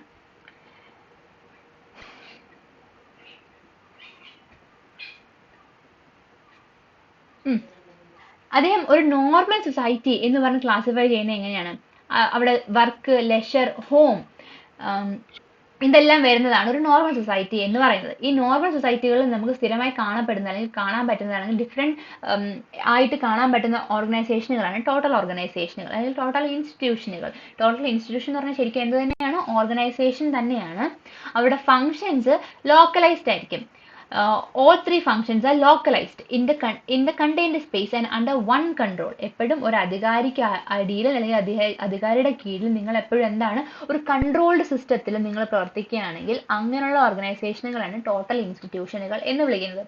എക്സാമ്പിളായിട്ട് ഇൻമേറ്റ്സ് അല്ലെങ്കിൽ പേഷ്യൻസ്, പ്രിസണേഴ്സ് അല്ലെങ്കിൽ മോങ്കുകൾ, ഇവരെല്ലാം എന്താണ്? ഒരു പർട്ടിക്കുലർ ഫീച്ചറിൻ്റെ ഉള്ളിൽ ഒരു ഓർഗനൈസേഷനുള്ളിൽ പെടുന്നവരാണ്. അവർക്ക് നിങ്ങളുടേതായ ഒരു നിങ്ങൾക്ക് എന്ത് ചെയ്യാം? നിങ്ങൾ ഒരു അധികാരമില്ല എന്നുള്ളതൊന്നുമല്ല. എന്താണ്? നിങ്ങൾക്ക് അധികാരമുണ്ട്. ഇപ്പൊ ഇൻമേറ്റ്സിനാണെങ്കിൽ നിങ്ങൾക്ക് എന്ത് ജോലി ചെയ്യണം? ജയിലിൽ തന്നെ പല ജോലി ചെയ്യിക്കുന്നില്ലേ? അപ്പൊ അത് ഏത് ജോലി ചെയ്യണം, അല്ലെങ്കിൽ നിങ്ങൾക്ക് അങ്ങനെയുള്ള സ്വാതന്ത്ര്യമുണ്ട്, നിങ്ങൾ അഭിപ്രായം പറയാനുള്ള സ്വാതന്ത്ര്യമുണ്ട്. പക്ഷെ നിങ്ങൾക്ക് ഇഷ്ടമുള്ള പോലെ ഇറങ്ങി പോകാനോ വരാനോ പറ്റില്ല. അതാണ് പ്രത്യേകത. അപ്പൊ അങ്ങനെ എന്ത് ചെയ്യും? ആ ഒരു ബേസിസിലാണ് അദ്ദേഹം ഇൻസ്റ്റിറ്റ്യൂഷനുകളെ ക്ലാസിഫൈ ചെയ്തേക്കുന്നത്. ഇനി ടോട്ടൽ ഇൻസ്റ്റിറ്റ്യൂഷനുകളിൽ എപ്പോഴും നിങ്ങൾ എന്തായിരിക്കും? നിങ്ങളുടെ കരിയർ ഫർദർ ഡെവലപ്മെന്റ് പോസിബിൾ ആയി. ഇപ്പം നിങ്ങളിപ്പോൾ പ്രസിഡന്റിൽ നിങ്ങൾ അവിടെ പ്രസിഡന്റിൽ പോയിട്ട് ചപ്പാത്തി ഉണ്ടാക്കാനായിട്ട് ജയിലിലുള്ള ആളുകളെ പഠിപ്പിക്കുക. അതവർക്ക് എന്താണ്? ഒരു തൊഴിലാണ്. അല്ലെങ്കിൽ നിങ്ങൾക്ക് ജയിലിൽ നിന്ന് റിലീസ് ആയാലും നിങ്ങൾക്ക് അങ്ങനെയുള്ള ജോബുകൾ ചെയ്ത് ജീവിക്കാൻ പറ്റും. ഇപ്പം നിങ്ങൾ ചെയ്യുന്ന എന്ത് വർക്കും അവിടെ, അല്ലെങ്കിൽ ആലയിൽ പണിയെടുക്കുക. പ്രസിഡന്റിനകത്ത് തന്നെ ആലയുണ്ട് എന്ന് പറഞ്ഞാൽ ബ്ലാക്ക് സ്മിത്തിന്റെ വർക്ക് ചെയ്യുന്നവർ, അവർക്ക് എന്താണ്? അതൊരു പിന്നീട് ഒരു ജീവിത മാർഗമായിട്ട് മാറും. അല്ലെങ്കിൽ ബോർഡിംഗ് സ്കൂളിൽ നിങ്ങൾക്ക് എഡ്യൂക്കേഷൻ കിട്ടും. ആ എഡ്യൂക്കേഷൻ വെച്ചിട്ട് നിങ്ങൾക്ക് എന്ത് ചെയ്യാം? നിങ്ങളുടെ കരിയർ ഡെവലപ്പ് ചെയ്യാം. അപ്പൊ ഇങ്ങനെ ഒരു ആ പ്രിസ്ക്രൈബ്ഡ് കരിയർ അല്ലെങ്കിൽ വർക്കിന്റെ ഡെവലപ്മെന്റ് എപ്പോഴും പോസിബിൾ ആക്കുന്ന ഇൻസ്റ്റിറ്റ്യൂഷനുകളായിരിക്കും ടോട്ടൽ ഇൻസ്റ്റിറ്റ്യൂഷനുകൾ എന്ന് പറയുന്നത്. അതുകൊണ്ട് നമുക്ക് അവിടെ എന്തല്ല ഇൻകൺവീനിയൻസ് ഉണ്ടാവില്ല, അല്ലെങ്കിൽ ലീസ്റ്റ് ഇൻകൺവീനിയന്റ് ആയിരിക്കും ഇങ്ങനത്തെയുള്ള ഓർഗനൈസേഷനുകൾ എന്ന് പറയുന്നത്. പക്ഷേ പ്രത്യേകത അവിടെ എപ്പോഴും ഒരു ആന്റഗോണിസം ഉണ്ടാകും. ഇപ്പം നമ്മുടെ ബോർഡിംഗ് സ്കൂളിലെ ഹോസ്റ്റലിലെ വാർഡൻ അവർ ഭയങ്കര, അല്ലെങ്കിൽ അവർ ഭയങ്കര അല്ലെങ്കിൽ പോലും ബോർഡിംഗ് സ്കൂളിൽ നിൽക്കുന്ന കുട്ടികൾക്ക് എന്ത് ചെയ്യും? ആ ഒരു ഫ്രണ്ട്ലി കൈൻഡ് ഓഫ് ഫീലിംഗ് ഉണ്ടാവില്ല. നിങ്ങളുടെ ഫാമിലി മെമ്പേഴ്സ് ഇല്ല, നിങ്ങൾക്ക് അവിടുന്ന് പുറത്തു പോകാനുള്ള അധികാരമില്ല, നിങ്ങൾ കൃത്യസമയത്ത് ഉറങ്ങണം, കൃത്യസമയത്ത് എണീക്കണം, ഇങ്ങനെയൊക്കെയുള്ള ചട്ടങ്ങളൊക്കെ ഉണ്ടാകും. അപ്പൊ എന്ത് ചെയ്യും? നിങ്ങൾക്കൊരു ഫ്രണ്ട്ലി ആ ഒരു ഫീലിംഗ് ഒരിക്കലും എന്ത് ചെയ്യില്ല? വാർഡനോട് ഉണ്ടാവില്ല. പ്രിസണേഴ്സിന് ഒരിക്കലും അവരുടെ എന്താണ് മേട്രനോട് അല്ലെങ്കിൽ ജയിൽ വാർഡനോട് എന്തുണ്ടാവില്ല? ഒരു ഫ്രണ്ട്ലി റിലേഷൻ ഉണ്ടാവില്ല. അപ്പോൾ ഒരു ആന്റഗോണിസ്റ്റിക് ആയ ഏലിയനേറ്റീവ് ആയ ഒരു റിലേഷൻ ഇത്തരം ടോട്ടൽ ഇൻസ്റ്റിറ്റ്യൂഷനുകളിൽ എക്സിസ്റ്റ് ചെയ്യും. ഓക്കെ, അപ്പൊ നമ്മൾ കണ്ടു. അപ്പൊ എച്ചിയോയുടെ ഗോഫ്മാന്റെ ക്ലാസിഫിക്കേഷൻ അങ്ങനെയായിരുന്നു. അപ്പൊ നമുക്ക് ഇത്രയിൽ നിന്ന് മനസ്സിലാക്കുന്ന കാര്യം എന്ന് പറഞ്ഞു കഴിഞ്ഞാൽ വർക്ക് ഓർഗനൈസേഷനുകൾ അല്ലെങ്കിൽ ട്രീറ്റ്മെന്റ് ഓർഗനൈസേഷനുകൾ എന്നാണ് ഇവർ ക്ലാസിഫൈ ചെയ്തേക്കുന്നത്. ഗോഫ്മാൻ ആയാലും എച്ചിയോണി ആയാലും. വെബറിന്റെ ഐഡിയോളജി എന്താണ്? വേറെയാണ്. പക്ഷേ ഗോഫ്മാനും എച്ചിയോണിയും ശരിക്കും ഓർഗനൈസേഷൻസിനെ വർക്ക് ഓർഗനൈസേഷൻ അല്ലെങ്കിൽ ട്രീറ്റ്മെന്റ് ഓർഗനൈസേഷൻസ് എന്നുള്ള ക്ലാസിഫിക്കേഷനെ കൊടുത്തേക്കുന്നത്. എന്തിന്റെ ബേസിൽ? പവർ റിലേഷൻഷിപ്പിന്റെ ബേസിൽ. അതോറിറ്റി നേരത്തെ നമ്മൾ ഗോഫ്മാന്റെ എച്ചിയോണിയുടെ കാര്യം പറഞ്ഞാൽ എന്താണ്? അതോറിറ്റി അനുസരിച്ചാണ്. പവർ നയിക്കുന്ന ആളാര്, അല്ലെങ്കിൽ അതിന് ലോവർ പാർട്ടിസിപ്പൻസ് ആര്. അപ്പൊ ഇപ്പോഴും ഇവരുടെ റിലേഷൻ വെച്ചിട്ട് തമ്മിൽ ആണ് എന്ത് ചെയ്യുന്നത്? ഇവര് ഓർഗനൈസേഷനെ ക്ലാസിഫൈ ചെയ്തത്. അങ്ങനെയാണ് ട്രീറ്റ്മെന്റ് ഓർഗനൈസേഷൻ അല്ലെങ്കിൽ വർക്ക് ഓർഗനൈസേഷൻ എന്ന് ക്ലാസിഫൈ ചെയ്ത് വെച്ചേക്കുന്നത്. ഇത്രയും കഴിഞ്ഞു. ഇത് കൂടാതെ വരുന്ന ഒരു അഡീഷണൽ ക്ലാസിഫിക്കേഷൻ ആണ് ബ്ലോ ആൻഡ് സ്കോട്ട്. ഇവർ രണ്ടുപേരും ക്ലാസിഫൈ ചെയ്തേക്കുന്നത് 4 കാറ്റഗറി ആയിട്ടാ. അവിടുത്തെ ബെനിഫിഷ്യറി ആര്, അതായത് അതിന്റെ പ്രയോജനം കിട്ടുന്നത് ആർക്ക്, അതിന്റെ ബേസിസിലാണ് ബ്ലോവും സ്കോട്ടും ക്ലാസിഫൈ ചെയ്തത്. അങ്ങനെ അവർക്ക് മെയിനായിട്ട് 4 ക്ലാസിഫിക്കേഷൻ ഉണ്ട്. ഒന്ന് മ്യൂച്വൽ ബെനിഫിറ്റ്, അതായത് രണ്ടുപേർക്കും ആ ഓർഗനൈസേഷനിൽ അധികാരം വീൽഡ് ചെയ്യുന്ന ആളും അത് ചെയ്യപ്പെടുന്ന ആളും, ഇത് രണ്ടുപേർക്കും എന്ത് ചെയ്യുന്നുണ്ട്, മ്യൂച്വൽ ബെനിഫിറ്റ് ഉണ്ട്. അതാണ് ഒന്നാമത്തെ ക്ലാസിഫിക്കേഷൻ. രണ്ടാമത്തെ ക്ലാസിഫിക്കേഷൻ പറഞ്ഞാൽ പ്രൈം ബെനിഫിഷ്യറി എന്ന് പറഞ്ഞാൽ അതിന്റെ ഓണർ അല്ലെങ്കിൽ അതിന്റെ മാനേജർ ആയിരിക്കും. മൂന്നാമത്തെ ക്ലാസിഫിക്കേഷൻ എന്ന് പറഞ്ഞു കഴിഞ്ഞാൽ പ്രൈം ബെനിഫിഷ്യറി എന്ന് പറഞ്ഞാൽ അതിന്റെ കസ്റ്റമേഴ്സ് അല്ലെങ്കിൽ അതിന്റെ ക്ലയന്റുകളായിരിക്കും. അതാണ് മൂന്നാമത്തെ ആളുകൾ, മൂന്നാമത്തെ ക്ലാസിഫിക്കേഷൻ. നാലാമത്തെ എന്ന് പറഞ്ഞാൽ കോമൺ വീൽ എന്ന് പറയും. അതായത് പ്രൈം ബെനിഫിഷ്യറി എന്ന് പറഞ്ഞാൽ ലാർജർ പോപ്പുലേഷൻ, എല്ലാവർക്കും. ഇപ്പം നമ്മളൊരു മന്ത്രിയെ എലക്ട് ചെയ്ത് അങ്ങോട്ട് വിട്ടു, അദ്ദേഹം നല്ല കാര്യങ്ങൾ ചെയ്താൽ എന്താണ്, ആ എലക്ട് ചെയ്ത ആ പർട്ടിക്കുലർ കൺട്രിയിലെ എല്ലാവർക്കും എന്താണ്, ബെനിഫിറ്റ് ആണ്. അതാണ് കോമൺ വീൽ എന്ന് പറയുന്നത്. ഇപ്പം 4 ടൈപ്പ് ഓഫ് ക്ലാസിഫിക്കേഷൻ ആണ്. എന്തൊക്കെയാണ്? മ്യൂച്വൽ ബെനിഫിറ്റ്, രണ്ടുപേർക്കും ബെനിഫിറ്റ് ഉണ്ടാവുന്നു. എന്താണ്, പവർ വീൽഡ് ചെയ്യുന്ന ആൾക്കും അത് ചെയ്യുന്ന ലോവർ പാർട്ടിസിപ്പന്റ്, രണ്ടുപേർക്കും ബെനിഫിറ്റ് ഉണ്ടാവുന്ന ക്ലാസിഫിക്കേഷൻ ആണ് ഒന്നാമത്തത്. രണ്ടാമത് അതിന്റെ ഓണറിന് മാത്രം കിട്ടുന്നു. രണ്ടാമത് അതിന്റെ ക്ലയന്റിന് മാത്രം കിട്ടുന്നു. നാലാമത് ഒരു ലാർജർ പോപ്പുലേഷന് കിട്ടുന്നു. ഇതാണ് അവരുടെ ക്ലാസിഫിക്കേഷൻ. ഇനി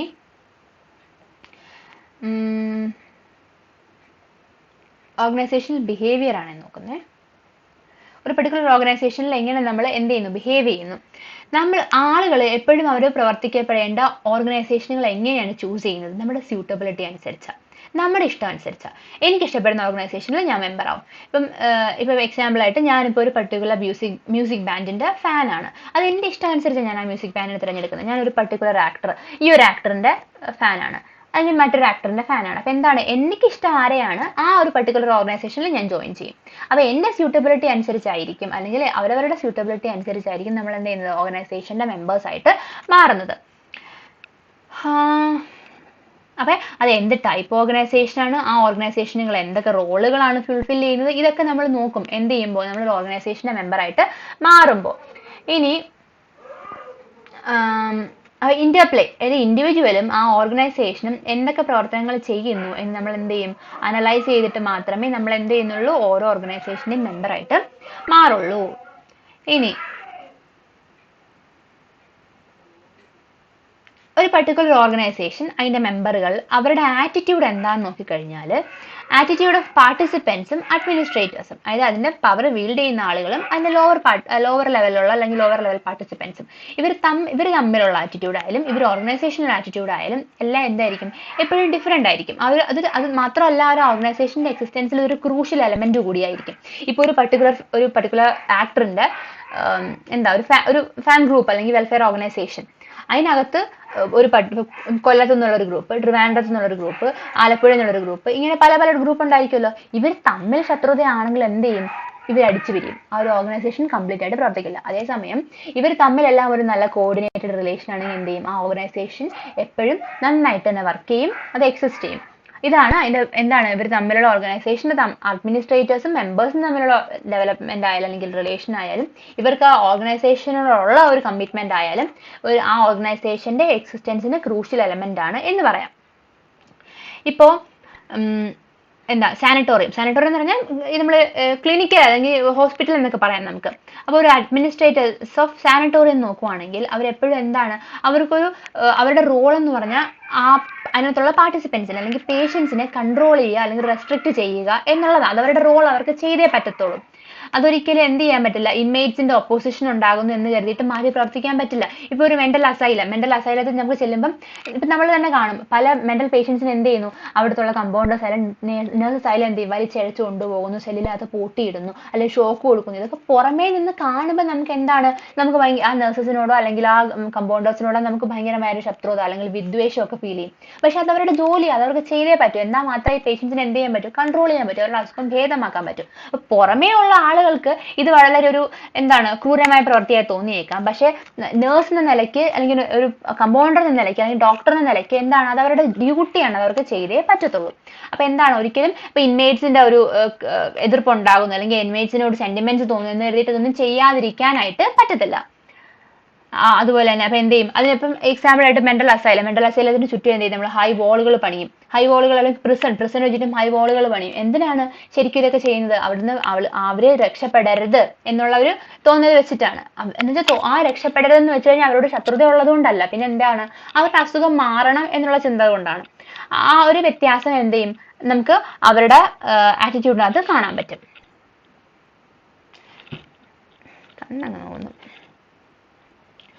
ഇനി മെമ്പേഴ്സിന് കൊടുത്തേക്കുന്ന ജോലി അല്ലെങ്കിൽ ആ മെമ്പേഴ്സ് ചെയ്യേണ്ട അവരുടെ റോൾ എന്താന്ന് വെച്ച് കഴിഞ്ഞാൽ, ഇൻഡിവിജ്വൽസ് അക്വയർ റോൾസ്. ഇപ്പം നമ്മളൊരു പർട്ടിക്കുലർ ഓർഗനൈസേഷന് മെമ്പർ ആകുമ്പോൾ നമുക്ക് എന്ത് കിട്ടും? നമുക്ക് കുറച്ച് റോള് കിട്ടും, നമുക്ക് കുറച്ച് റെസ്പോൺസിബിലിറ്റി, ഡ്യൂട്ടീസ് ഉണ്ടായിരിക്കും, നമുക്ക് കുറച്ച് പവർ ഉണ്ടായിരിക്കും. അതാണ് നമുക്ക് എന്ത് ചെയ്യുന്നത്? നമ്മൾ അക്വയർ ചെയ്യുന്നത്, നമ്മൾ നേടിയെടുക്കുന്നതാണെന്ന് പറയാം. എങ്ങനെ? ആ ഒരു ഓർഗനൈസേഷന് മെമ്പർ ആകുന്നതോടുകൂടി. അതെന്ത് ചെയ്യും? അങ്ങനെ ആ റോളുകൾ നമ്മൾ കൃത്യമായിട്ട് ചെയ്യാൻ പറ്റുവാണെങ്കിൽ, ആ റോൾ എക്സ്പെക്ടേഷനുകൾ കംപ്ലീറ്റ് ചെയ്യുവാണെങ്കിൽ ആ ഓർഗനൈസേഷന്റെ സ്മൂത്ത് ഫംഗ്ഷനിങ് പോസിബിൾ ആവും. അവരെ കൺട്രോൾ ചെയ്യാനായിട്ട് എപ്പോഴും ഒരു സെറ്റ് ഓഫ് റൂൾസ് ഉണ്ടായിരിക്കും. ഈ റൂൾസ് നമ്മൾ എന്ത് ചെയ്യണം? ഫോളോ ചെയ്യുന്നുണ്ടായിരിക്കണം. നമ്മൾ ആ ഒരു പർട്ടിക്കുലർ ഓർഗനൈസേഷനിൽ എൻട്രി ആകുമ്പോൾ മാത്രമാണ് നമുക്ക് ഈ റോളുകൾ കിട്ടുന്നത്. ഇപ്പൊ എക്സാമ്പിൾ ആയിട്ട് പറയുവാണെങ്കിൽ, നേരത്തെ പറഞ്ഞു ഓർഗനൈസേഷൻ ഇപ്പൊ ഇൻമേറ്റ്സ് ആൻഡ് അതായത് പ്രിസണേഴ്സും ജയിലിന്റെ വാർഡനും അല്ലെങ്കിൽ ജയിലിന്റെ കൺട്രോളിങ് ആയിട്ടുള്ള ഒരു അധികാരി, അദ്ദേഹം നമ്മൾ എന്ത് ചെയ്യത്തില്ല, നമുക്കൊരു ഫ്രണ്ട്ലി റിലേഷൻ കാണാൻ പറ്റില്ല. അവർ ഫ്രണ്ട്സ് ആവുന്നത് വളരെ റെയർ ആയിട്ട് മാത്രമേ ഉള്ളൂ. കാര്യം ഇവരെ കൺട്രോൾ ചെയ്യാന്നുള്ളത് അദ്ദേഹത്തിന്റെ ആ ഒരു റെസ്പോൺസിബിലിറ്റിയാണ്. അപ്പൊ ഇവരെ എപ്പോഴും സ്നേഹിച്ച് നിന്ന് കഴിഞ്ഞാൽ എന്ത് ചെയ്യാൻ പറ്റില്ല? ഈ ജയിൽ ഇൻമേറ്റ്സിനെ കൺട്രോൾ ചെയ്യാൻ പറ്റി എന്ന് വരത്തില്ല. അതുകൊണ്ട് എന്ത് ചെയ്യും? അവരുടെ ആ ഒരു ആറ്റിറ്റ്യൂഡ് അവർക്ക് പരസ്പരം ഉള്ളതായാലും അങ്ങോട്ടും ഇങ്ങോട്ടും ഉള്ളതായാലും ഏലിയനേറ്റീവ് ആയിരിക്കും. പക്ഷേ ആസ് എ മെമ്പർ അവർ ചെയ്യേണ്ട റോളും അത് തന്നെ ആയിരിക്കും.